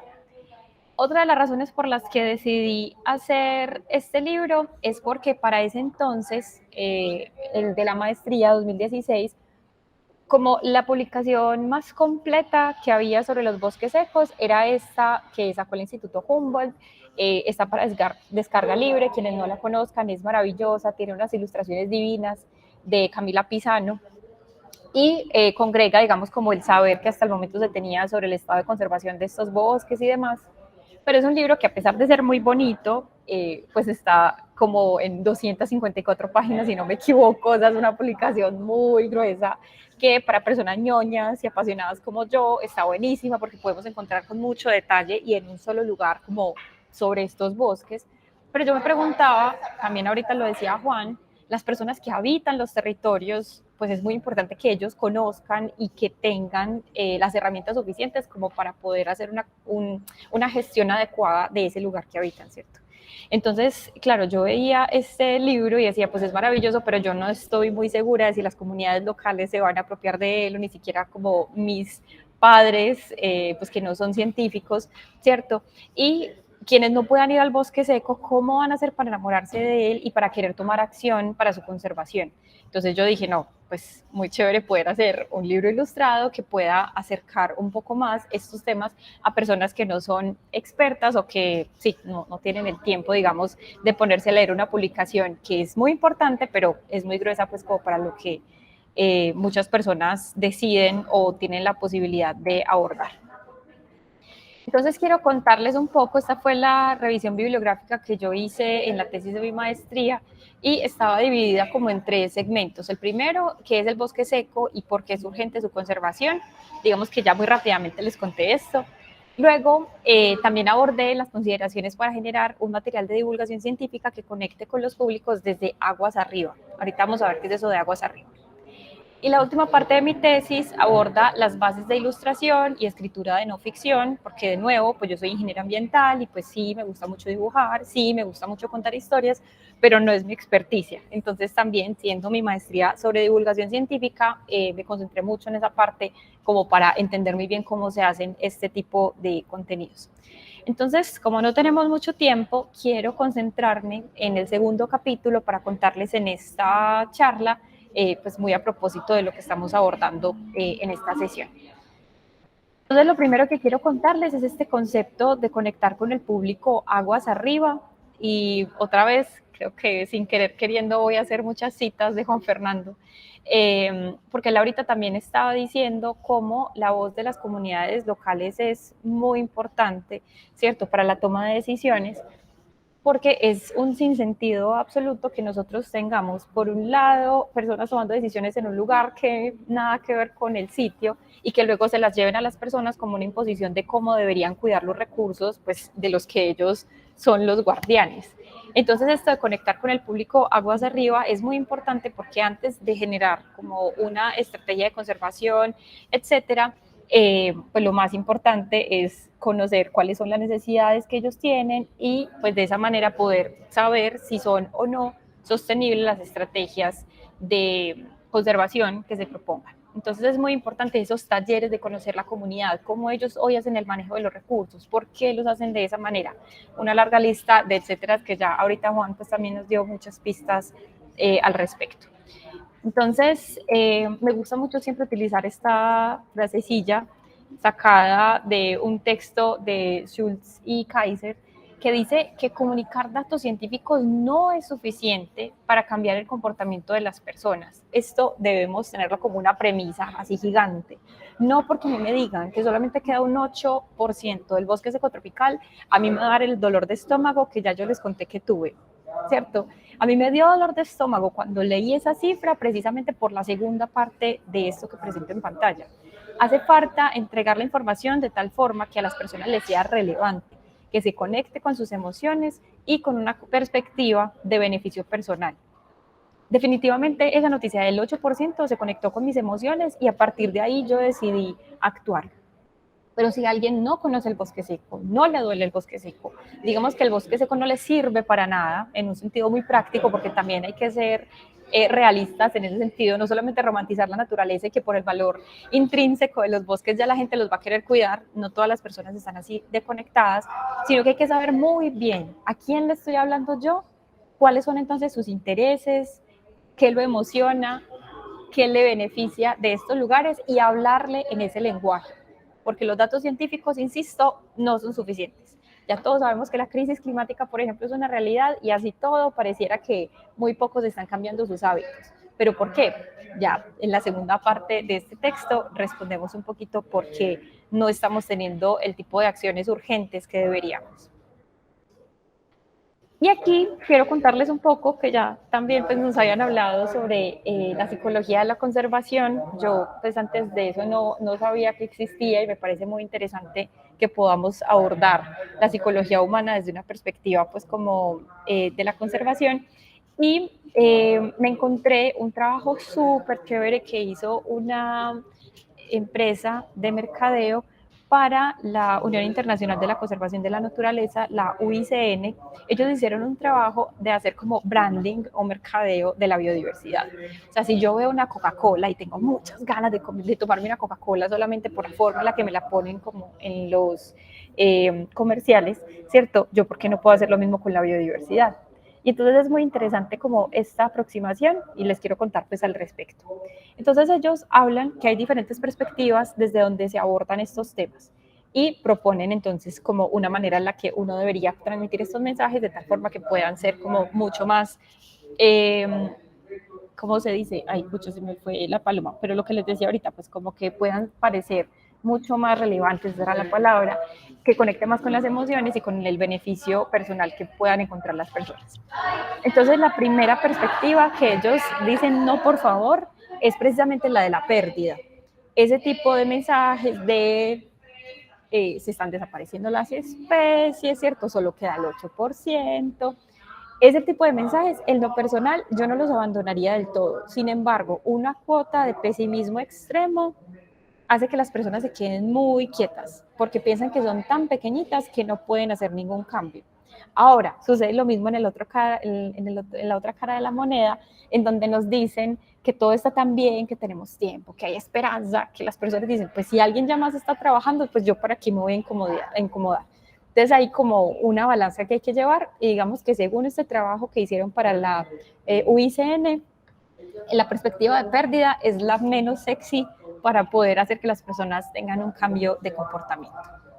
Hay otra distinta y es esta del amor, que digamos para mí fue la que justamente me sirvió más para querer hacer un cambio. Entonces el mensaje clave del amor es remarcar el asombro y la fascinación por la naturaleza. Dice acá y me parece muy bonito, el amor captura no solo nuestra imaginación, sino nuestra atención. Es el motor más poderoso para el comportamiento de las personas. Por ahí hay una frase que dice, no podemos conocer, no, ¿cómo es? No podemos cuidar lo que no conocemos y no podemos cuidar lo que no amamos, algo así. Lo que nos duele desde las tripas, por eso queremos trabajar muy duro. O si no, vea lo que hacemos por nuestros seres queridos, ¿cierto? El amor es una fuerza muy poderosa y realmente que para esos mensajes de conservación pues es muy importante. Otra perspectiva es el de la necesidad. Si a usted no le gusta la naturaleza, si le dan miedo los bichos, si le parece muy terrible, se está perdiendo de mucho, pero digamos que es válido porque hay muchas personas que también abordan la vida así, pero sí o sí la necesidad es algo que todos tenemos. Eso de que todos dependemos de la naturaleza es más que cierto. Así que pues el mensaje clave es precisamente el valor económico de la naturaleza y nos trae entonces los mensajes económicos de la naturaleza que esos mueven sobre todo como a los tomadores de decisiones, ¿cierto? A los empresarios, y esto debe ser utilizado estratégicamente porque también ponerle un costo a la naturaleza, pues si llega de la forma equivocada puede hacer que esos recursos se quieran sacar más rápidamente para acabar entonces con este tesoro. Esto me recuerda a lo que ahorita Juan Fernando también nos estaba contando de cómo monetizaron, por decirlo así, la conservación de los gorilas y pues que vale mucho más los gorilas vivos que los gorilas muertos. Esto está totalmente concentrado en este tipo de mensajes que son los de necesidad. Y por último, tenemos una perspectiva que es la de la acción y como dice acá, es el final feliz de los mensajes de amor y necesidad. Una vez que los públicos estén inspirados y conectados, van a querer saber cómo quieren actuar o cómo pueden ayudar, ¿cierto? Es como qué lindos, ahora yo qué puedo hacer, dígame qué puedo hacer. Y es muy importante decirles a las personas, de manera práctica, contundente, qué pueden hacer. No solamente con solo queda un 8% o con decir los gorilas en el mundo son divinos, ya la gente pues va a poder actuar, ¿cierto? No, si uno les da un mensaje de qué pueden hacer, se podrán estar más empoderados, tener más herramientas para lograr acciones contundentes. Entonces, después de eso, quiero mostrarles aquí un marquito que se los voy a ir desglosando de a poquitos, que me gusta un montón y vamos a concentrarnos en los resultados genéricos de aprendizaje, primero como en esa florecita o los pétalos, digamos, de esa flor que aparecen aquí alrededor, pues como de esa palabra, resultados genéricos de aprendizaje. Y me parece súper chévere porque este es un marco que generaron desde el Reino Unido para estrategias educativas. Entonces, es invitar a pensar que las estrategias educativas no solamente deben estar creadas para que las personas conozcan y entiendan cosas, como que memoricen conceptos. Eso debería pasar, porque para eso nos educamos, ¿cierto? Para aprender. Pero no solamente ahí se debe quedar la cosa. También, cuando yo estoy aprendiendo, puedo ganar nuevas habilidades. Saber hacer, ¿cierto? No sé, entonces si estoy aprendiendo sobre residuos sólidos, qué chévere yo aprender a hacer mi propia compostera o aprender a hacer la separación en la fuente correctamente. Entonces es muy bacano porque aquí nos ayuda como a irnos más allá de los simples conceptos que aparecen en los libros y pues trascenderlos. También está el disfrute, la inspiración y la creatividad. Pasar bueno puede ser un resultado de aprendizaje, que las personas se diviertan. Si se acuerdan la foto que les presenté al principio, estábamos ahí mis amigas y yo felices en Sanguaré, y ese disfrute, esa inspiración y esa creatividad que sentimos fue lo que más adelante se tradujo en esta acción de crear un libro, ¿cierto? Entonces, miren qué diferente es el bosque seco tropical, verlo en un salón de clase. El bosque seco tropical es fuimos a un bosque seco tropical, nos divertimos en un bosque seco tropical y definitivamente eso fue algo que no se nos olvidó. Algo que también se puede sacar como un resultado genérico de aprendizaje, un cambio de actitudes y valores. Entonces ya no es solamente conocer el concepto, ¿cierto? Sino eso cómo me transforma a mí por dentro. Y eso también es algo que podemos pensar desde que diseñamos las actividades. Y finalmente, esta es la más difícil, la verdecita, que dice actividad, comportamiento y progresión, que es lo que uno quisiera que a largo plazo pudiera cambiar en las personas, que un poco fue lo que me pasó a mí, ¿cierto? Como a largo plazo haber ido a ese bosque seco tropical y saber como lo frágiles que son y lo hermosos de todos los seres que los habitan, fue lo que a largo plazo hizo que yo pues quisiera tener una contribución. Entonces, esos resultados genéricos de aprendizaje, para quienes ahorita estaban preguntando sobre esas actividades educativas que podemos tener para incitar a la conservación de la naturaleza, se los recomiendo un montón que lo busquen, investiguen más al respecto, para que lo que uno haga con los públicos no sea solamente informativo, sino que realmente pueda llegar a trascender y que sea diseñado de esa manera. Después de eso, quiero mostrarles el otro marquito que aparece como en los arquitos, que tiene que ver con la perspectiva de la psicología de la conservación, que está pues por supuesto muy relacionado con lo que ahorita nos está contando Juan, y es que cuando uno, por ejemplo, aprende y se siente seguro con el conocimiento, cuando una actividad que uno hizo en el colegio, con sus padres, en un museo, en fin, uno se apropia de ella y le hace sentir seguro con ese conocimiento, ahí hay algo que cambia. Yo creo que todos hemos visto a niños y niñas que aprenden, no sé, sobre dinosaurios o sobre algo y que son tan empeliculados con ese conocimiento que lo quieren replicar en todas partes. Pues bueno, generar pequeñas personas inspiradas, pequeñas personas apropiadas de ese conocimiento puede llegar a ser que más adelante sean grandes voceros de estos temas. Otra, digamos, arista que tiene que ver con que las personas quieran hacer conservación de naturaleza es lo que nos decía Juan, lo que ya también yo les he repetido un montón, y es tener experiencias positivas con la naturaleza. Desde un salón de clases, aprender sobre los bosques secos tropicales se queda muy cortico, mientras que si yo salgo al ambiente natural, seguramente que voy a tener muchas más ganas de hacer conservación en mi vida.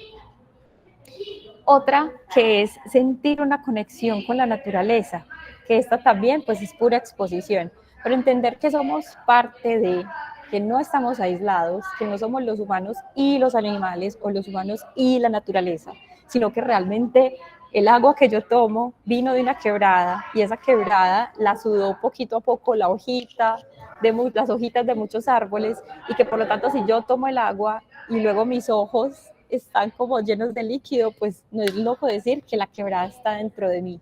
Y ese nivel de conexión hace que uno quiera cuidar la quebrada porque finalmente es cuidarse a sí misma, ¿cierto? Entonces, bueno, yo sé que las personas que están aquí saben mucho de esto, pero me parece muy importante destacarlo, además que de verdad me parece hermoso sentir que estoy hecha de muchas quebradas.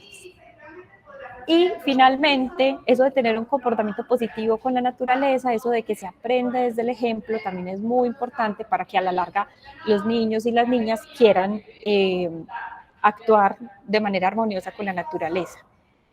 Cuando uno va a un lugar natural y pues si está con tutores, ¿cierto? Los padres, los tíos, en fin, los maestros, que no le dan un ejemplo de cómo tener un comportamiento positivo con la naturaleza, pues entonces uno pues no lo aprende, ¿cierto?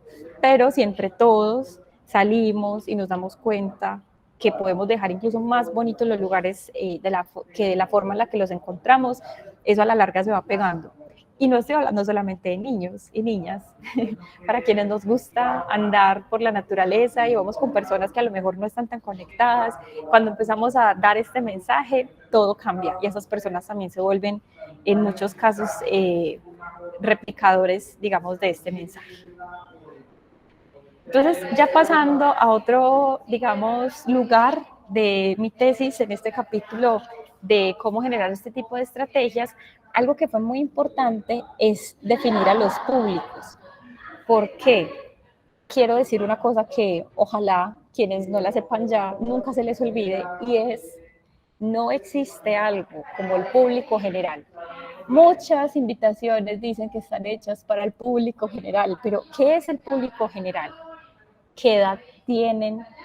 ¿De qué región vienen? ¿Qué idioma hablan? ¿Cuál es su nivel de estudios? ¿Cierto?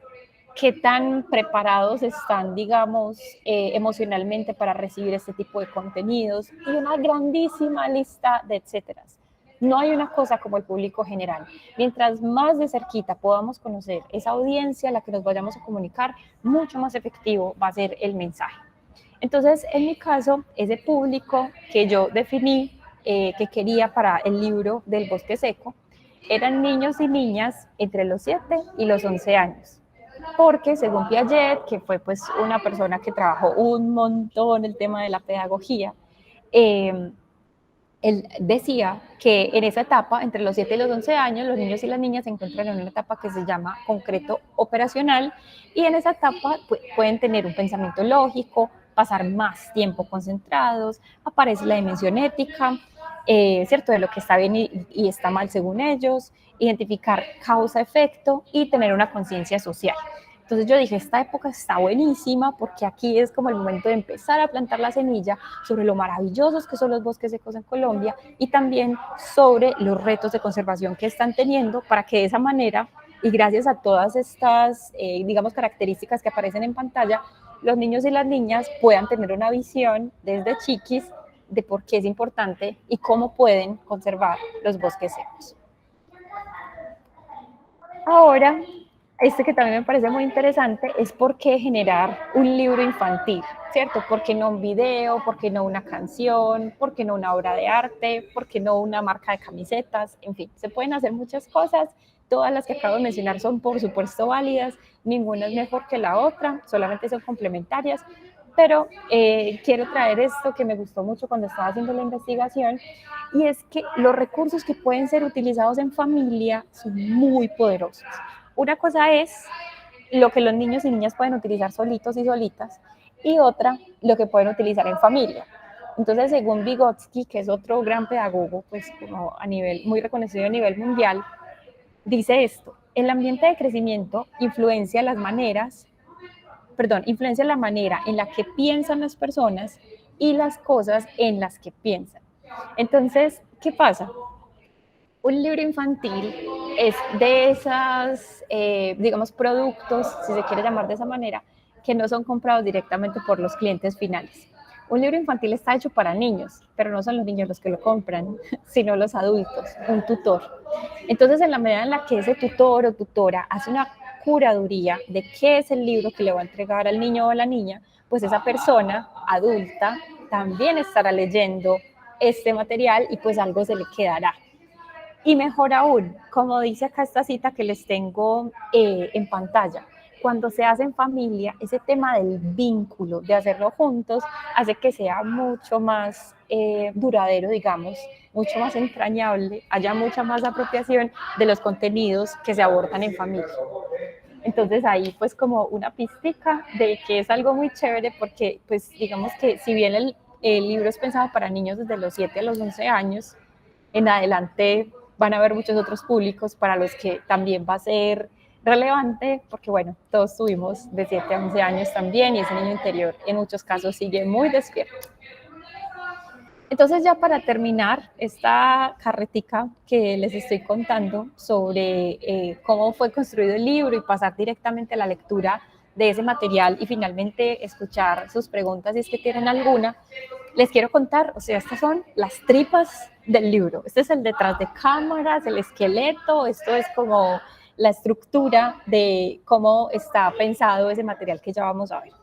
Entonces, digamos que desde el contenido de la historia empieza con las características del bosque seco, luego se presentan unos retos para la conservación y finalmente unas acciones para contribuir a la conservación. Que si uno lo mira desde lo más básico que nos enseñaron en el colegio muchos, si se acuerdan, como la estructura de una historia. Tiene un inicio, un nudo y un desenlace.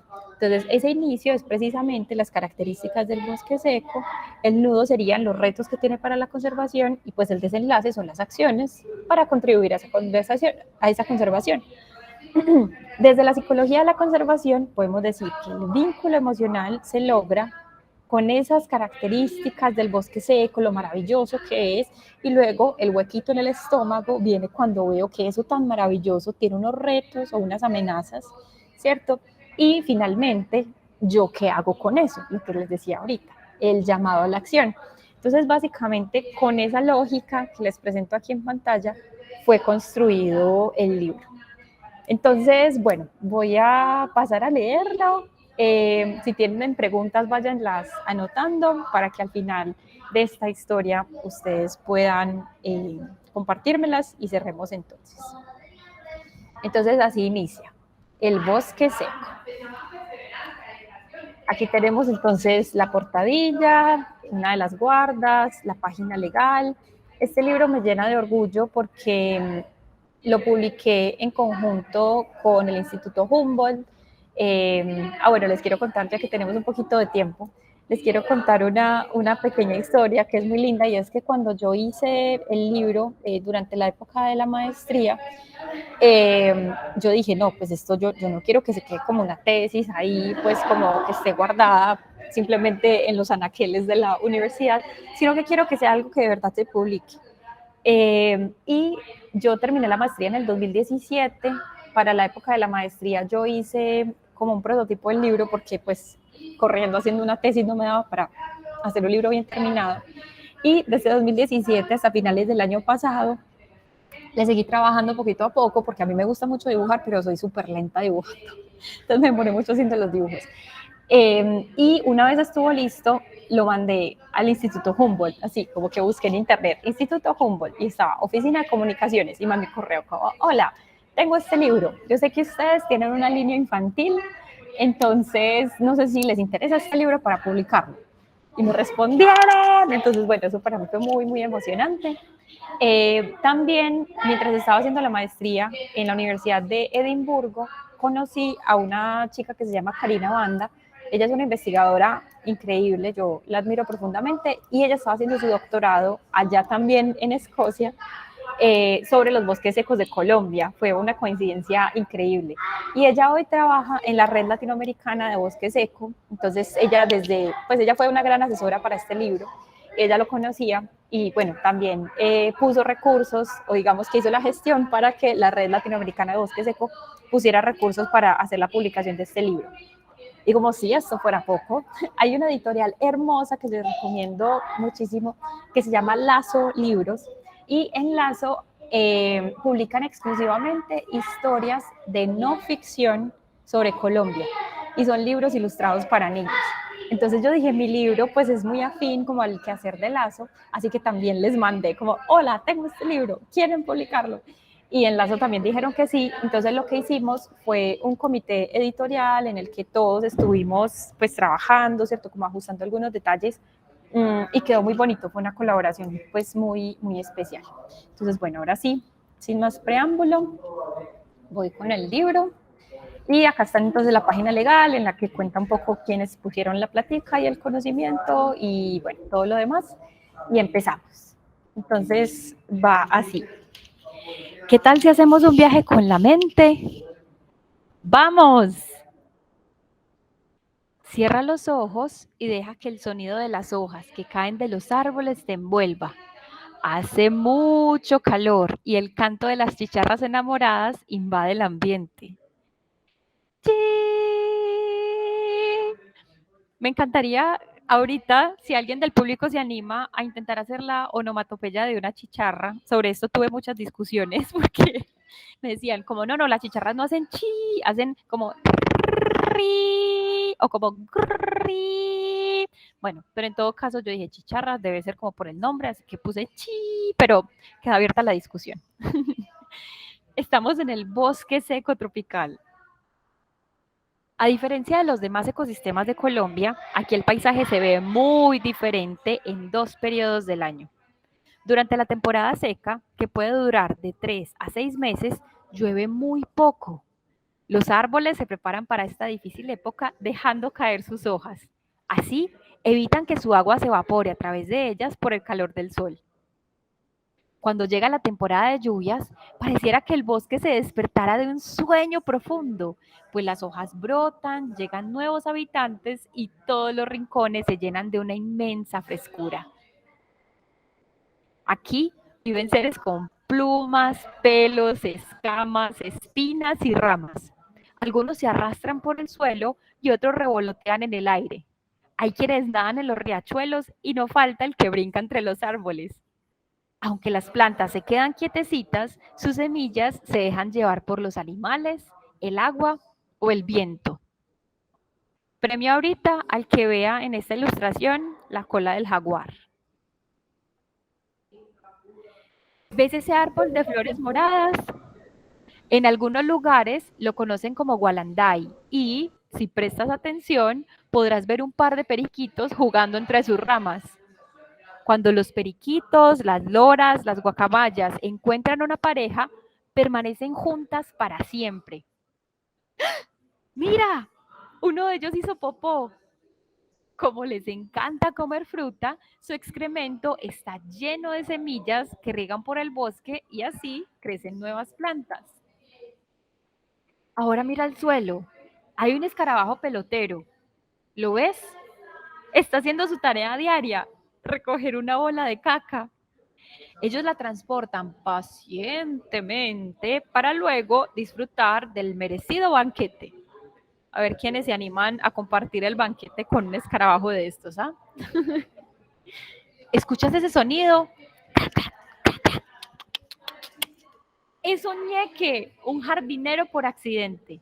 Este roedor esconde semillas bajo tierra para comérselas en la temporada seca y algunas veces olvida dónde las guarda. Lo que hace ese desmemoriado, sin saber, es plantar árboles. En silencio y con cautela, mira a lo lejos. ¡Es un jaguar!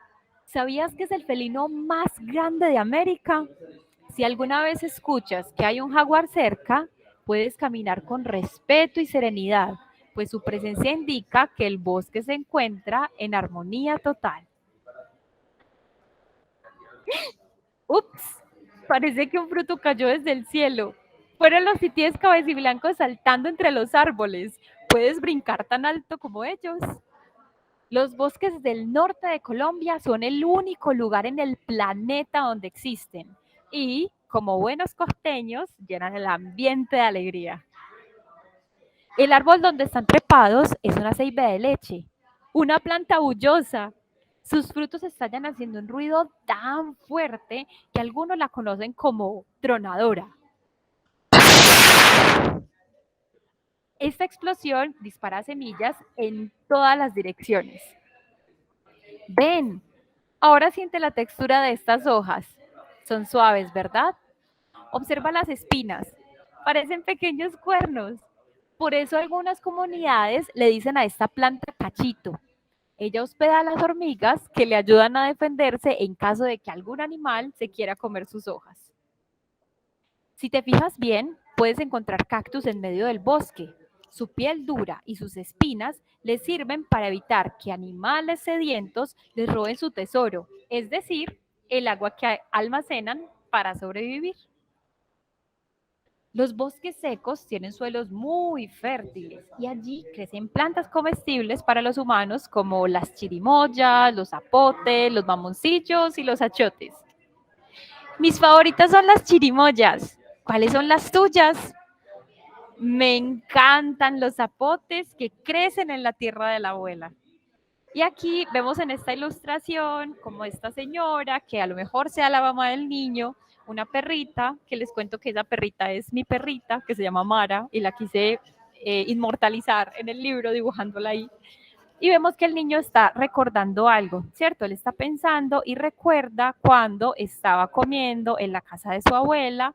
Tienen acá un gatico, la perrita también está aquí y tienen una bandeja donde hay varios frutos que se pueden encontrar en los bosques secos. Continuamos.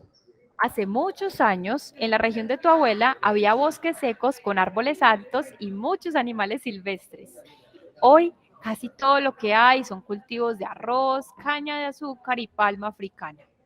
También se ven grandes potreros para la ganadería y terrenos en los que se practica la minería, la extracción de madera, entre otras actividades. Tan profundos han sido los cambios que hemos generado los humanos en estos territorios que los bosques secos de Colombia están a punto de desaparecer. ¿Quién vio el jaguar? Hay otro jaguar escondido aquí. Lo veo. Eso. Aunque el futuro de los bosques secos es incierto, ellos tienen una gran capacidad de regenerarse. Si reducimos las actividades que los están debilitando, existe la posibilidad de que vuelvan a crecer. Así como la temporada de lluvia refresca a los habitantes durante la sequía, hagamos una lluvia de ideas de cómo cuidar los ecosistemas secos para que la vida crezca en todo el territorio. Entonces, bueno, aquí para no ser la única que está leyendo, aunque no sé si ya se ve muy chiquito en sus pantallas, me gustaría, si Jaime Gavilán está por ahí, que nos ayudara a leer la primera frasecita que aparece. La que está al lado Sí, de cualquiera los... que veas ahí, ya la próxima persona muy atenta no leerá esa. Sí, entonces, sí, quedó chiquita. Visitar, caminar y sentir los bosques. Muchas gracias, Jaime. Ahora Nelson Velasco lee la siguiente, porfis, si estás por ahí. Hola. Hola. Muchas Sembrar árboles y otras gracias. plantas nativas. Vamos a pedirle aquí a Juan Pablo Agudelo si puede leer la siguiente, porfis. Apoyar los negocios locales que sean responsables con el medio Muchas ambiente. gracias, Juan. Bueno, Lice Lara, porfis, la siguiente. Buscar información para seguir aprendiendo sobre estos ecosistemas. Gracias, Lina Iglesias. Respetar a todos los seres vivos, no comprar animales silvestres de los bosques ni abandonar mascotas en ellos, ni en ningún otro lugar.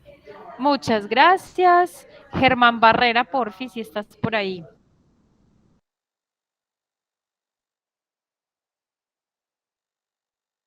Ay, no se escucha, no. No, Bueno, otro. aquí dice coordinación del comité. Ah, bueno, Ya llegó. listo. Evitar comprar madera, leña o carbón que provenga de fuentes no confiables. Gracias. Ahora sí, coordinación del comité. Ayudar a organizaciones que se preocupen por cuidar los ecosistemas secos. Muchas gracias. Y entonces, bueno, ahí tenemos un espacio para que las personas puedan contarnos qué ideas se les ocurren para cuidar los bosques secos. Y me gustaría que me cuenten unas 2 personas si se les ocurren otras ideas además de las que aparecen ahí.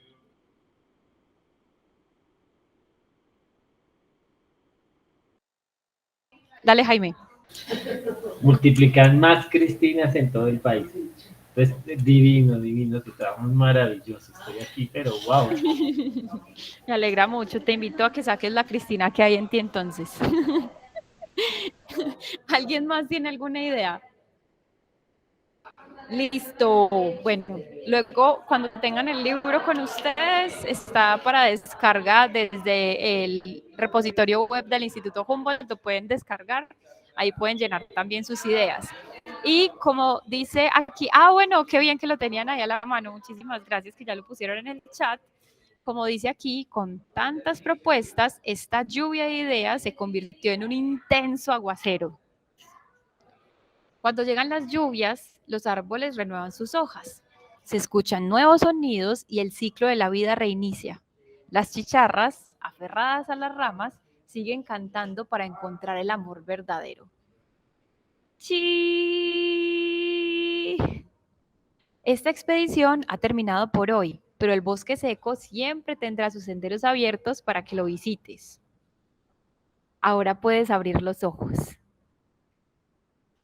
Y bueno, aquí ya sigue como una nota sobre por qué es importante cuidar los bosques secos, que ya pues al principio de la presentación les conté un poquito. También tenemos un mapa con algunas ciudades cercanas a bosques secos, porque muchas de las ciudades que conocemos y habitamos están cercanas a territorio de bosque seco y ni siquiera lo sabemos. Por ejemplo, Santa Marta, Barranquilla, Cartagena, Sincelejo, Montería, Valledupar, Cúcuta, Honda, Neiva, Cali, ¿cierto? Son ciudades que conocemos mucho, pero que a lo mejor no sabemos que tiene un ecosistema tan valioso y tan amenazado muy cerquita. Acá tenemos como un juego y es pensar o preguntarnos cuáles de estos amigos vimos durante todo el libro, porque si bien sobre algunos se habla, otros están ahí simplemente como haciendo parte del paisaje y pues aquí están como los nombres comunes y científicos de esos animales. Entonces, chévere, ¿cómo así que había una ranita? ¿Dónde está la ranita? Entonces se devuelve uno y busca la ranita y bueno, ahí le saca jugo otro ratico más al libro. Una pequeña biografía sobre mí, que es básicamente pues lo mismo que contamos al principio. Y aquí cierra el libro.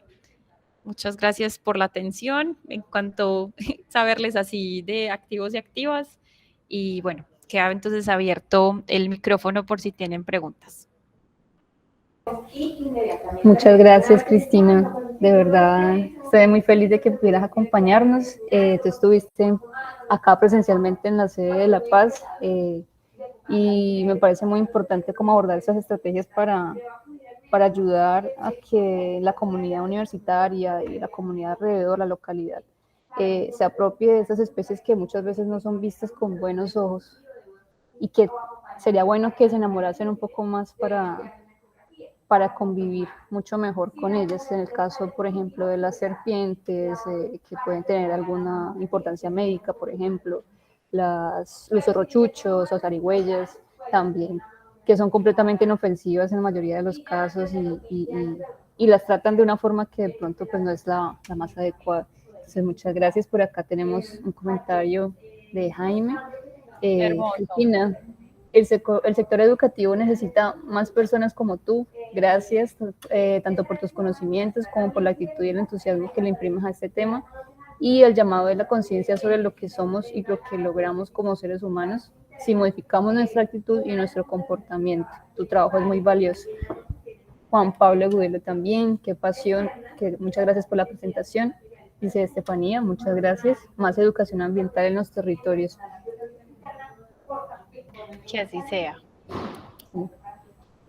Por acá en el Facebook nos están preguntando por el link, ya si de pronto alguien en Facebook me puede colaborar para compartir el link. Liliana Medina González, excelente estrategia para que los niños pequeños y grandes aprendamos sobre diversos ecosistemas. Lo más valioso, aprender, pero poder establecer acciones concretas para cuidarlos. Alejandro Sánchez Morales nos pregunta, ¿cuáles serían las zonas con más potencial? Perdón, esa ya fue de hace un momento. Listo, quedamos con el comentario de Liliana Medina. Y Juan Millán, nuestro anterior invitado, nos pregunta, con respecto a la pregunta que me hicieron sobre cómo promover la apropiación de jóvenes, esto es exactamente lo que necesita, libros como este para diferentes ecosistemas que cuenten una historia y generen un vínculo con esos territorios. Realmente hermoso trabajo. Muchísimas gracias. Muy a la orden también para colaborar. Como pueden ver, estos temas me encantan, me hacen sentir muy viva. Entonces, a la orden en lo que podamos colaborar. Muchas gracias, Cristina. De pronto alguien de Google Meet desea realizar alguna pregunta, un comentario adicional.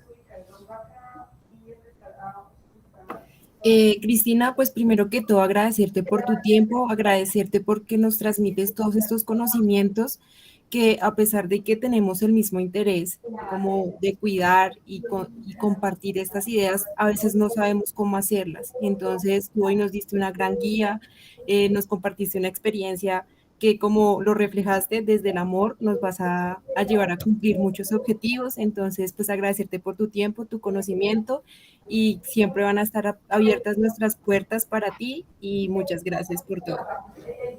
Muchas gracias a ustedes. Feliz semana. Gracias.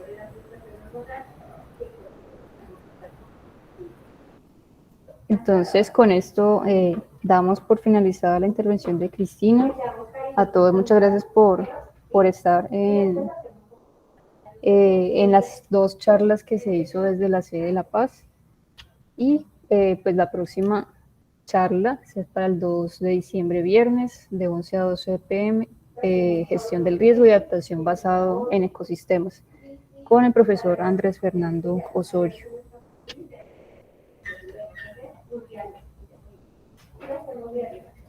¿Me escuchan? Muchísimas gracias, sí. Ok, listo. Por acá está. Muchísimas gracias. Hasta luego. Bueno, feliz tarde, que estén muy bien. Hasta luego, muchas gracias por todo. Gracias.